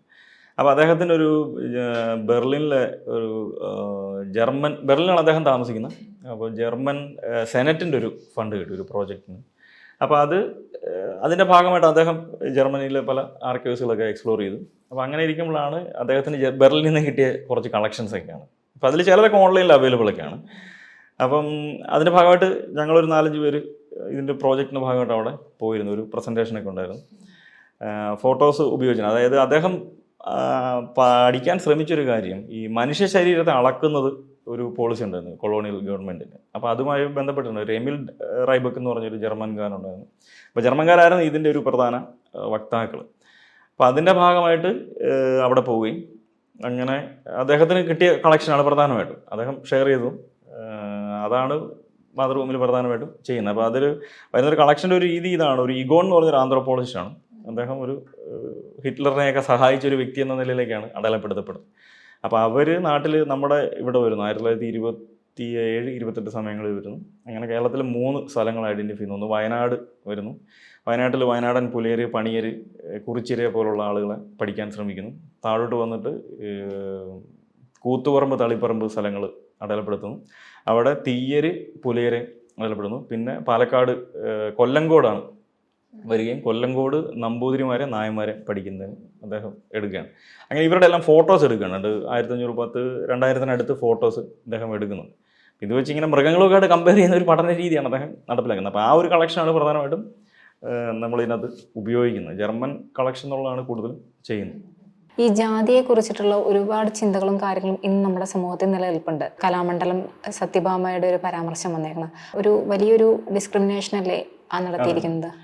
അതായത് നമ്മൾ ഇന്നത്തെ ഇത്തരത്തിലുള്ള പ്രയോഗങ്ങളേക്കാൾ ഉപരിയായി നമ്മൾ മനസ്സിലാക്കേണ്ട ഒരു പ്രധാനം, ഇന്ന് നമ്മൾ ജാതി എങ്ങനെയാണ് പഠിക്കേണ്ടതെന്നുള്ളൊരു പ്രധാന ചോദ്യമാണ്. അതായത് ഈ 2024 നമ്മൾ ജീവിച്ചിരിക്കുന്ന ഒരു സമയത്ത് ജാതി വളരെ കൃത്യമായി വർക്ക് ചെയ്യുന്നുണ്ട്. അപ്പോൾ ആ ജാതിനെ എങ്ങനെയാണ് നമ്മൾ അറിയേണ്ടത്, അല്ലെങ്കിൽ ഡിസ്ക്രിമിനേഷൻ നമ്മൾ എങ്ങനെയാണ് അറിയേണ്ടത് എന്നുള്ളൊരു പ്രധാന ചോദ്യം. അപ്പം ഇവിടെ ഡയറക്റ്റ് തന്നെ പറയുകയാണ്, ഞാനും ആ വീഡിയോ കണ്ടിരുന്നു. അപ്പം കാക്കയെന്ന് അധിക്ഷേപിക്കുക, കറുപ്പ് നിറം, പിന്നെ പുരുഷന്മാർക്ക് ഡാൻസ് കളിക്കാൻ പറ്റത്തില്ല, വളരെ മോശമാണെന്നൊക്കെ ഉള്ള രീതിയിൽ വളരെ അടച്ചാക്ഷേപിക്കുന്ന ഒരു രീതിയാണ്. എന്നാൽ പല ശ്രദ്ധേയരായിട്ടുള്ള പല ആർട്ടിസ്റ്റുകൾ നമ്മുടെ ഇടയിൽ തന്നെ, പുരുഷന്മാരുടെ ഇടയിൽ നിന്ന് തന്നെ, പ്രത്യേകിച്ച് ഇപ്പം റിസർച്ചൊക്കെ ചെയ്തുകൊണ്ടിരിക്കുന്ന പല അമിത്തിനെ പോലുള്ള പല ആളുകളുമൊക്കെയാണ്.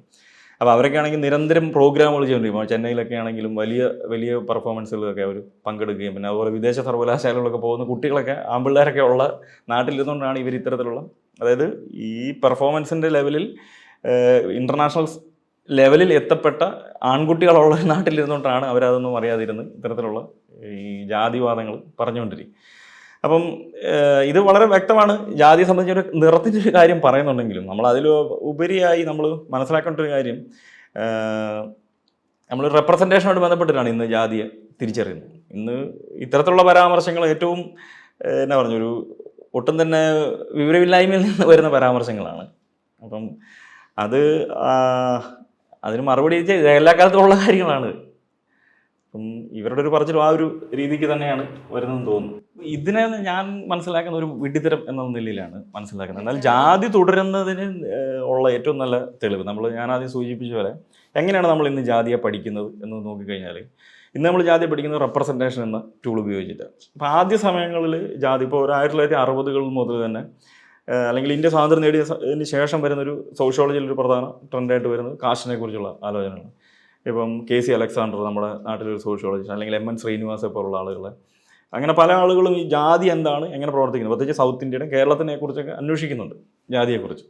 അപ്പോൾ അവരൊക്കെ അന്ന് ചെയ്തുകൊണ്ടിരുന്ന ഒരു രീതി എന്ന് പറഞ്ഞാൽ, ഇങ്ങനെ ഓരോ ചോദ്യങ്ങൾ ചോദിക്കുക, അവരുടെ നിറവും അവരുടെ ഭക്ഷണ രീതിയും താമസ സ്ഥലങ്ങളും ഭൗതിക ചുറ്റുപാടുകളെ വെച്ചിട്ടാണ് അവർ ജാതിയെ അളക്കാനും പഠിക്കാനും ഒക്കെ ശ്രമിക്കുന്നത്.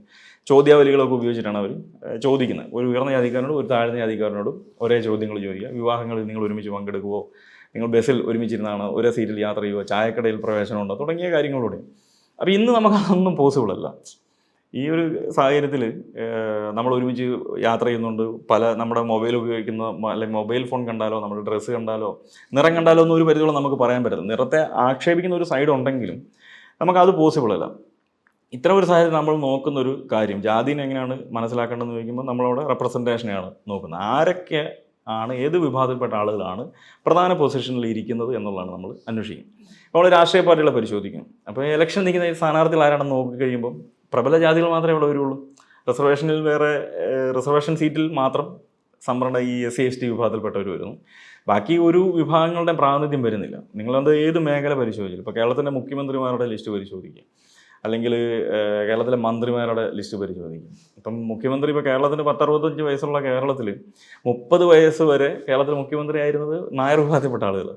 അപ്പോൾ നായന്മാരുടെ എണ്ണം നമ്മൾ പരിശോധിക്കുമ്പോൾ അവർ 112-120 അടുത്ത് മന്ത്രിമാർ നാളിതുവരെ ആയിട്ടുണ്ട്. ക്രിസ്ത്യൻസ് ആയിട്ടുള്ള ആളുകൾ, സിറിയൻ ക്രിസ്ത്യൻസ് ആയിട്ടുള്ള ആളുകളുടെ നമ്മൾ പരിശോധിക്കുമ്പോൾ അവർ 72-75. എന്നാൽ കേരളത്തിൽ ഏറ്റവും പോപ്പുലേഷൻ ഉള്ളതാണ് ഈഴവർക്കിടയിൽ 64 പേരെ നാളിതുവരെ മന്ത്രിമാരായിട്ടുള്ളൂ.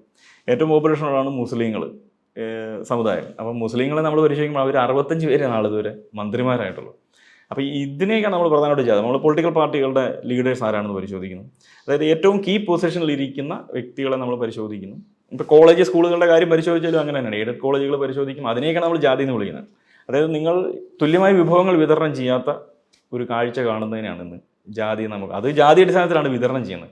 അല്ലാതെ നിങ്ങൾക്ക് വസ്ത്രം ഒരിക്കലും ജാതി അടിസ്ഥാനത്തിൽ, പണ്ട് വസ്ത്രത്തിനെ നമുക്ക് കാണാമായിരുന്നു, ജാതി അടിസ്ഥാനത്തിലാണ് വസ്ത്രങ്ങൾ വിതരണം ചെയ്യുന്നത്, അല്ലെങ്കിൽ ജാതി അടിസ്ഥാനത്തിലാണ് ഭക്ഷണങ്ങൾ നമ്മൾ കാണുന്നത്, ജാതി അടിസ്ഥാനത്തിലാണ് നമ്മൾ വീടുകൾ നിർമ്മിക്കപ്പെടുന്നത് കാണുന്നത്, സഞ്ചാര സ്വാതന്ത്ര്യത്തെ കാണുന്നത്. നിങ്ങൾ എന്ത് ഉപയോഗിച്ചാലും അത് ജാതി എന്നത് വളരെ വ്യക്തമാണ്. ഇന്ന് പക്ഷേ വളരെ വേറൊരു സാഹചര്യം വന്നുകൊണ്ട് എല്ലാവരും നിങ്ങൾക്ക് വസ്ത്രത്തിലൂടെയോ വീടിലൂടെയോ ഡിജിറ്റൽ സംവിധാനങ്ങൾ ഉപയോഗിച്ചോ ഒന്നും നിങ്ങൾക്ക് ജാതിയെ തിരിച്ചറിയത്തില്ല. എന്നാൽ നിങ്ങൾ ജോലിക്കാരെ അല്ലെങ്കിൽ കീ പൊസിഷനിൽ ഇരിക്കുന്ന ആളുകളെ ഇതൊക്കെ പരിശോധിച്ച് കഴിഞ്ഞാൽ നൂറ്റാണ്ടുകളായിട്ട് ഏതെങ്കിലും ഒരു പർട്ടിക്കുലർ കാസ്റ്റ് ആയിരിക്കും അവിടെ ഇരിക്കുന്നത്. അതാണ് ഇന്നത്തെ ഒരു സാഹചര്യത്തിൽ ജാതി എന്ന് വിളിക്കാൻ പറ്റും. ഇപ്പം RLV രാമകൃഷ്ണൻ ഇതിനു മുന്നും ഇതുപോലെ തന്നെ അധിക്ഷേപത്തിന് ഒരു ഇരയായിരുന്ന വ്യക്തിയാണ്. പിന്നെ അതുപോലെ തന്നെ കലാഭവൻ ആണെങ്കിൽ തന്നെയും സിനിമയിൽ പ്രധാന റോളുകളിലേക്കൊന്നും തന്നെ എത്തപ്പെട്ടിട്ടില്ലെന്ന് നമുക്ക് പറയാം. അതും ഈ ജാതിയുടെ ഒരു പ്രശ്നം തന്നെയാണല്ലോ. അല്ല, അതുകൊണ്ട് ഈ രണ്ട് മേഖലയാണല്ലോ ഏറ്റവും പ്രധാന പ്രശ്നം വരുന്നത്. ഒന്ന് നിങ്ങളുടെ മാധ്യമ മേഖലയാണ്. ഏറ്റവും ദളിതരായിട്ടുള്ള മനുഷ്യരെ അടുപ്പിച്ചിട്ടില്ല എന്ന് പറയുന്ന ഒരു പ്രധാന മേഖല. നമുക്ക് തന്നെ അറിയാം, കേരളത്തിൽ ഒരു വാർത്ത വായിക്കുന്ന ഒരു കറുത്ത സ്ത്രീയോ പുരുഷനോ ഇല്ല എന്നുള്ളത് നമുക്കറിയാം. പിന്നെ സിനിമയാണ് സ്വാഭാവികമായിട്ടും വരുന്നത്. സിനിമയിലും ഇതേ ഒരു സാഹചര്യം തന്നെയാണ് കാണുന്നത്. അപ്പം ഇതിനെ ഒരു പക്ഷേ ജാതിയല്ല ഗ്ലാമറാണ് എന്നുള്ള രീതിയിലൊക്കെ ആളുകൾക്ക് വേറൊരു രീതിയിൽ പറയാമെങ്കിലും ഇത് വളരെ കൃത്യമായ ജാതി തന്നെയാണ് പ്രവർത്തിക്കുന്നത്. അപ്പം ഇദ്ദേഹത്തിൻ്റെ അല്ലെങ്കിൽ കലാഭവൻ അല്ലെങ്കിൽ വിനായകൻ്റെ ഒക്കെ ആണെങ്കിലും അപ്പം ഇവരെല്ലാം ഈ സോഷ്യൽ മീഡിയ പോലുള്ളതിനകത്ത് നേരിടുന്നൊരു, ഇവരെ വ്യാപകമായി ആക്രമിക്കുന്നൊരു കാഴ്ച കണ്ടാൽ തന്നെ അവരെ ഇത്തരത്തിലുള്ള ജാതി അധിക്ഷേപങ്ങളാണ് നടത്തുന്നത്. അപ്പോൾ അവരുടെ കഴിവോ കാര്യങ്ങളോ ഒന്നും അവിടെ പ്രസക്തമല്ല. അപ്പോൾ ഈ ഒരു ജാതിയെ സംബന്ധിച്ചുള്ളൊരു ജാതി വളരെ ശക്തമായി നിലനിൽക്കുകയാണ്. ഇതിൻ്റെ ഉള്ളിൽ നമുക്ക് ഇപ്പം ജെന്നി റോവിനിയെ പോലുള്ള ആളുകളുടെയൊക്കെ പഠനങ്ങളൊക്കെ വളരെ കൃത്യമായിട്ട് ഈ മേഖലയിലുണ്ട്. ഈ സിനിമ പ്രത്യേകിച്ച് ഈ ആക്ടേഴ്സിൻ്റെ ഒരു ഹിസ്റ്ററിയും അവരുടെ ഒരു ബാക്ക്ഗ്രൗണ്ടും ഒക്കെ വെച്ചുകൊണ്ടുള്ള എന്തുകൊണ്ട് കേരളത്തിൽ ഇത്തരത്തിലുള്ളൊരു അല്ലെങ്കിൽ ഒരു നായർ സൗന്ദര്യ സങ്കല്പത്തിലേക്ക് വരുന്നവർക്ക് മാത്രമുള്ള ഒരു സ്വീകാര്യത ലഭിക്കുന്നുള്ളൂ എന്നുള്ളൊരു കാര്യമാണ്. ഇപ്പോൾ ഈ ക്രൈസ്തവർക്കിടയിൽ പൊതുവെ ജാതി വിവേചനം ഇല്ല എന്ന് പറയപ്പെടുന്നുണ്ട്. പക്ഷെ എങ്കിൽ പോലും ഈ പരിവർത്തിത ദളിത് ക്രൈസ്തവരെ ഒരു വരേണ്യ ക്രിസ്ത്യാനികൾ എന്നും അകറ്റി നിർത്തുന്ന ഒരു കാഴ്ച കാണുന്നില്ലേ? ഉണ്ട്. അതായത് കേരളത്തിൻ്റെ ഒരു ക്രിസ്ത്യാനിറ്റിയുടെ ഒരു പ്രത്യേകത ഈ ഒരു 4-5 ലെയറുകളിലാണ് നിൽക്കുന്നത്. സർക്കാർ തന്നെ, സംസ്ഥാന സർക്കാരും കേന്ദ്ര സർക്കാരും OBC പട്ടികയിലാണ് ഉൾപ്പെടുത്തിയിരിക്കുന്നത്. അപ്പോൾ അതിൽ നമ്മൾ ഒന്നാമത് കാണുന്നത് ലത്തീൻ കത്തോലിക്കർ എന്ന് പറയുന്ന വിഭാഗത്തെ കാണുന്നു. 2 ആംഗ്ലോ ഇന്ത്യൻ എന്ന് പറഞ്ഞ മറ്റൊരു വിഭാഗം ക്രിസ്ത്യൻസ് വരുന്നു. 3 SIUC നാടാർ എന്ന് പറയുന്ന മറ്റൊരു വിഭാഗം, തിരുവനന്തപുരം ഭാഗത്തുള്ള നാടാർ CSI വിശ്വാസികളായിരിക്കുന്ന നാടാർ ക്രിസ്ത്യൻസ്. SIUC ഇതര നാടാർ എന്ന് പറയുന്ന മറ്റൊരു വിഭാഗം ക്രിസ്ത്യൻസ് വരുന്നു. പിന്നെ വരുന്നതാണ് scheduled caste converted to Christians എന്ന് പറയുന്ന ദളിത് ക്രൈസ്തവർ എന്ന് പറയുന്നത്, അല്ലെങ്കിൽ പരിവർത്തിത ക്രൈസ്തവർ എന്ന് പറയുന്ന ഒരു വിഭാഗം. അതായത് ഒരു 5ഓളം കാറ്റഗറി വളരെ കൃത്യമായി സർക്കാർ, സ്റ്റേറ്റ് ഗവൺമെൻറ്റും സെൻട്രൽ ഗവൺമെൻറ്റും തരം തിരിച്ചിട്ടുണ്ട്. അപ്പോൾ ഇത് വളരെ കൃത്യതയോടുകൂടി നിൽക്കുകയാണ്. എന്ന് വെച്ചാൽ സർക്കാർ തിരിച്ചോടുകൂടിയാണ് ഇത് ഉണ്ടായെന്നുള്ളതല്ല, നൂറ്റാണ്ടുകളായിട്ട്. ഇപ്പം ഈ 1550-കളിലൊക്കെയാണ് പുലയരായിട്ടുള്ളത്. അതിന് മുമ്പത്തെ ആരാണ് ക്രിസ്തുമതം സ്വീകരിച്ചെന്നുള്ളതിനെ കുറിച്ച് നമുക്ക് തെളിവുകളില്ല. എങ്കിലും ഔദ്യോഗിക രേഖകളും പഠനങ്ങളും പറയുന്ന അനുസരിച്ചാണെങ്കിൽ നമ്മൾ ഒരു 1550-കളിലൊക്കെയാണ് പുലയരായിട്ടുള്ള ആളുകളുടെയൊക്കെ ഒരു പ്രസൻസ് നമ്മൾ ക്രിസ്ത്യാനിറ്റിക്കുള്ളിൽ കാണുന്നത്. അപ്പോൾ ആ ഒരു സമയം മുതൽ തന്നെ ഡിസ്ക്രിമിനേഷൻ ഉണ്ട് എന്നുള്ളതാണ് നമ്മൾ കാണുന്നത്. ഇവർക്ക് ശനിയാഴ്ച ആരാധനയ്ക്ക് പോവുക, ക്രിസ്മസ് ഡിസംബർ 26-ന് ആഘോഷിക്കേണ്ടി വരിക തുടങ്ങിയ കാര്യങ്ങളൊക്കെ നമ്മൾ കാണുന്നുണ്ട്. അതായത് ഞാൻ പറഞ്ഞത് ഇതാണ്, സർക്കാർ സംവിധാനം ഉപയോഗിച്ചുകൊണ്ട് ഉണ്ടാക്കിയ ഒരു ഡിസ്ക്രിമിനേഷൻ അല്ല. ഇത് സൊസൈറ്റിയിൽ അല്ലെങ്കിൽ കേരളത്തിലെ ക്രിസ്ത്യാനിറ്റിക്കുള്ളിൽ നിലനിന്നിരുന്ന ഒരു ഹൈറാർക്കി ആയിരുന്നു. ആ ഹൈറാർക്കിനെ സർക്കാർ വേറൊരു രൂപത്തിലേക്ക് മാറ്റിയെടുക്കുകയാണ്. അപ്പോൾ ഇത് വളരെ കൃത്യമായി നിൽക്കുകയാണ്. ജാതി അടിസ്ഥാനത്തിൽ നിൽക്കുന്ന ഏറ്റവും വലിയ ഒരു സ്ഥാപനമാണ് കേരളത്തിലെ ക്രിസ്തുമതം എന്ന് പറയുന്നത്. അപ്പം നമ്മളിവിടെ മനസ്സിലാക്കേണ്ട അല്ലെങ്കിൽ ശ്രദ്ധിക്കേണ്ട ഒരു പ്രധാന കാര്യമെന്ന് പറഞ്ഞാൽ, കേരളത്തിൽ ആദ്യത്തെ ദുരഭിമാന കൊല എന്ന് പറയുന്നത് ഒരു പട്ടികജാതിക്കാരനെയല്ല. കേരളത്തിൽ ആദ്യ ദുരഭിമാന കൊല എന്ന് പറയുന്നത് കെവിൻ എന്ന് പറയുന്ന ഒരു ദളിത് ക്രൈസ്തവൻ്റെ കൊലപാതകത്തിനാണ് സർക്കാർ കോടതി പറയുന്ന ദുരഭിമാന കൊല എന്ന് പറയുന്നത്. അപ്പോൾ അത്രത്തോളം ഉള്ളൊരു പ്രതിസന്ധിയും ജാതി വളരെ കൃത്യമായി നിൽക്കുന്ന ഒരു മതമാണ് ഈ കേരളത്തിലെ ക്രിസ്ത്യൻ കമ്മ്യൂണിറ്റി എന്ന് പറയുന്നത്. അപ്പോൾ അതിൻ്റെ അടിസ്ഥാനത്തിൽ നിരവധി പ്രതിസന്ധികളും പ്രശ്നങ്ങളും സംഘർഷങ്ങളും നൂറ്റാണ്ടുകളായിട്ട് നിലനിൽക്കുന്നുണ്ട്. അപ്പോൾ കേരളത്തിലെ ക്രിസ്തുമതത്തിൻ്റെ ജാതി തിരിച്ചറിയാൻ നമ്മൾ ഒരു ഗവേഷണത്തിൻ്റെ ആവശ്യമില്ല. നമ്മൾ ഞായറാഴ്ച വരുന്ന മാട്രിമോണിയൽ കോളം മാത്രം പരിശോധിച്ചാൽ മതി, അല്ലെങ്കിൽ ഏതൊരു ക്രൈസ്തവ സഭയുടെയും പ്രസിദ്ധീകരണങ്ങൾ മാത്രം നമ്മൾ വായിച്ചു കഴിഞ്ഞാൽ എല്ലാ സഭകൾക്കും അവരുടേതായിട്ടുള്ള പ്രസിദ്ധീകരണങ്ങളുണ്ട്. അപ്പോൾ ആ പ്രസിദ്ധീകരണങ്ങൾക്കകത്ത് ഒരു കോളമാണ് കാര്യം, കാശ് കിട്ടുന്ന കാര്യമുണ്ട് മാട്രിമോണിയൽ കോളം അവർ വെക്കും. ആ മാട്രിമോണിയൽ വായിച്ചാൽ മാത്രം മതി കേരളത്തിൻ്റെ ക്രിസ്ത്യാനിറ്റിക്കകത്ത് ജാതി എന്താണെന്നുള്ളത് നമുക്ക് വളരെ വ്യക്തമാകും. ഇപ്പം നമ്മുടെ കീഴാള വിഭാഗം എന്നും ഒരു അടിച്ചമർത്തപ്പെട്ട വിഭാഗമായി തന്നെ നിലനിൽക്കുകയാണല്ലോ. പക്ഷേ ഇവരെ ഒന്ന് ഉന്നമനത്തിലേക്ക് ഉയർത്താൻ വേണ്ടി ശ്രമിക്കുന്ന പലവരും ഇന്ന് തീവ്രവാദികളോ രാജ്യദ്രോഹികളോ ആയിട്ട് മുദ്രകുത്തപ്പെട്ട് ഭരണകൂടത്തിന്റെ ഭീകരത നേരിടുകയാണ്. അതിനൊരു ഉദാഹരണമാണ് നമ്മുടെ ഫാദർ സ്റ്റാൻ സ്വാമി. അപ്പം ഈ കീഴാള വിഭാഗത്തിന് ഇനി ഒരു ഇന്ത്യൻ രാഷ്ട്രീയത്തിൽ ഒരു ഉയർച്ചയ്ക്ക് സാധ്യതയുണ്ടോ? അല്ല, ഇതിൻ്റെ ഒരു പ്രധാന വിഷയം നമ്മൾ തിരിച്ചറിയേണ്ടത്, അതായത് ഇന്ന് കേരളത്തിലെ ആദിവാസികളെയും ദളിതരെയൊക്കെ ചൂഷണം ചെയ്യുന്ന ആരാണ് എന്നുള്ളതാണ്. അല്ലെങ്കിൽ സ്വാതന്ത്ര്യത്തിന് ശേഷം ഇപ്പം നമ്മൾ നോക്കുമ്പോൾ ബ്രിട്ടീഷുകാരോ ആഫ്രിക്കക്കാരോ അമേരിക്കക്കാരോ ഒന്നുമല്ല, ഇന്ത്യയിലുള്ള മനുഷ്യർ തന്നെയാണ് ഇവരെ ചൂഷണം ചെയ്യുന്നത്. അപ്പോൾ അതിനെക്കുറിച്ച് പല ആളുകളും പഠനങ്ങളൊക്കെ നടത്തുന്നുണ്ട്. ഇപ്പം എങ്ങനെയാണ് ജാതി അല്ലെങ്കിൽ ഇത്തരത്തിലുള്ള ലോവർ കാസ്റ്റ് നേരിട്ടിരുന്ന പ്രശ്നങ്ങൾ 47 ശേഷവും മുമ്പും എന്നുള്ളത്. അതായത് ബ്രിട്ടീഷ് ഭരണകാലത്ത് ഇതെല്ലാം ജാതി പ്രശ്നങ്ങൾ തന്നെയായിരുന്നു. അതേസമയം 47 ശേഷം ഒന്നും ജാതി പ്രശ്നമല്ല, ഇതൊരു പ്രാദേശിക പ്രശ്നം എന്നുള്ള രീതിയിലേക്കാണ് ഇവർ മാറ്റുന്നത്. അപ്പം അതിനു മുമ്പും പ്രശ്നക്കാരൻ ഉണ്ടാക്കിയവരൊക്കെ തന്നെയാണ് പിന്നെയും പ്രശ്നം ഉണ്ടാക്കുന്നത്. അത് വേറൊരു കാര്യം. നമ്മൾ 47 മുൻനിർത്തി ബ്രിട്ടീഷുകാരുടെ മേൽ കുറച്ച് ആരോപണങ്ങൾ വെക്കുന്നതല്ലാതെ ഇവിടെ വഴക്കുണ്ടാക്കുകയും ജാതി പീഡനങ്ങൾ നടത്തുകയും റോഡിലൂടെ സഞ്ചരിക്കുന്നതിന് തല്ലുകയും അല്ലെങ്കിൽ ഇപ്പോൾ ഈ ഒരു ചായക്കട കയറി ചായ കുടിക്കുന്ന ആളുകളെ ഉപദ്രവിക്കുകയും ചെയ്യുന്നത് അല്ലെങ്കിൽ പിഴ ചുമത്തുകയൊക്കെ ചെയ്യുന്നത് ഒരിക്കലും ബ്രിട്ടീഷ് ഉദ്യോഗസ്ഥർ വന്നിട്ടൊന്നുമില്ല. ഇവിടുത്തെ ലോക്കൽ പ്രമാണിമാരാണ് ഇതെല്ലാം ചെയ്തുകൊണ്ടിരുന്നത്. അപ്പോൾ ആ ഒരു കാഴ്ച അത് ഇന്നും തുടരുകയാണ്. അതായത് 2 രീതിയിലാണ് കാര്യങ്ങൾ കാണുന്നത്. ഒന്ന് എന്ന് പറയുന്നത്, നമ്മൾ ഈ വിഭവങ്ങളെ നമ്മൾ പരിശോധിക്കുന്നു. നമ്മൾ ഒരു 100-150 കൊല്ലം മുമ്പ് കേരളത്തിൽ ആർക്കൊക്കെയായിരുന്നു ഭൂമിയും വിദ്യാഭ്യാസവും സഞ്ചാര സ്വാതന്ത്ര്യം ഉണ്ടായിരുന്നു, അവർക്കൊക്കെ തന്നെയാണ് ഇന്നും ഭൂമിയുള്ളത്. അല്ലാതെ വേറെ ആളുകളുടെ ഇടയിലേക്ക് ഭൂമി വന്നിട്ടില്ല. അപ്പോൾ അതിനൊരു തുടർച്ച വരുന്നത് എന്ന് പറഞ്ഞ പോലെ തന്നെ തുടരുന്ന ഒരു കാര്യമാണ് പീഡനം എന്ന് പറയുന്നതിൻ്റെ തുടർച്ച. അത് അന്ന് ആരാണോ പീഡിപ്പിച്ചുകൊണ്ടിരുന്നത് അവർ തന്നെയാണ് ഇന്നും പീഡിപ്പിച്ചുകൊണ്ടിരിക്കുന്നത്. അപ്പോൾ ഇവിടെ നമുക്ക് ചെയ്യാൻ സാധിക്കുന്ന ഒരു കാര്യം, അല്ലെങ്കിൽ ഇന്നത്തെ ഒരു സാഹചര്യത്തിൽ സോഷ്യൽ സയൻസിൻ്റെ പശ്ചാത്തലത്തോടു കൂടി നമുക്ക് മുൻപോട്ട് വെക്കാൻ സാധിക്കുന്ന ഒരാശയം എന്ന് പറഞ്ഞാൽ അംബേദ്കറിൻ്റെ ആശയങ്ങളാണ് പ്രധാനമായിട്ടും മുൻപോട്ട് വെക്കുക. ഡിസ്ക്രിമിനേഷൻ എന്ന് പറഞ്ഞൊരു സാഹചര്യത്തിൽ അതിനെ മറികടക്കുന്നതിന് വേണ്ടി ഉള്ളൊരു പല ടൂളുകൾ അദ്ദേഹം മുൻപോട്ട് വെക്കുക. അതിലൊരു പ്രധാന ടൂൾ തന്നെയാണ് റിസർവേഷൻ എന്ന് പറയുന്നത്. അപ്പോൾ അത്തരം പദ്ധതികളിലൂടെ മാത്രമേ ഉള്ളൂ നമുക്ക് ഒരു പരിധിയോളമെങ്കിലും ഇതിൻ്റെ ഒരു കാഠിന്യം കുറയ്ക്കാനേ സാധിക്കുകയുള്ളൂ ഈ ഒരു ഡിസ്ക്രിമിനേഷന്, ഇത്തരം പ്രശ്നങ്ങൾ. അപ്പം ഇവിടെ സംഭവിക്കുന്ന ഒരു കാഴ്ച, ഇന്നത്തെ ഒരു വീണ്ടും ഒരു ഷിഫ്റ്റ് ഇവിടെ സംഭവിച്ചു. നിലവിൽ നോർമൽ കേസിൽ ഇവിടെ ഉണ്ടായിരുന്ന ഒരു ഡിസ്ക്രിമിനേഷനെ സംബന്ധിച്ചുള്ള ആലോചനകൾക്ക് അപ്പുറമായി ഒരു മോദി സർക്കാരിൻ്റെ വരവിന് ശേഷം 14 ശേഷം വേറൊരു രൂപത്തിലേക്ക് കാര്യങ്ങൾ മാറി. അപ്പോൾ ആ ഒരു സാഹചര്യത്തിലാണ് അർബൻ നക്സലൈറ്റ് പോലുള്ള ടീമുകൾ ഉപയോഗിക്കുക.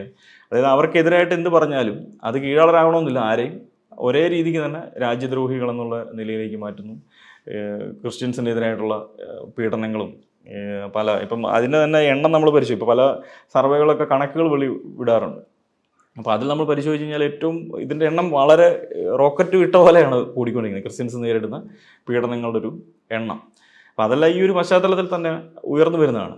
ഇപ്പം ഇവരെ സംബന്ധിച്ച് ഒരു കീഴാള രാഷ്ട്രീയത്തെ സപ്പോർട്ട് ചെയ്യേണ്ട ആവശ്യമൊന്നും ഇല്ല.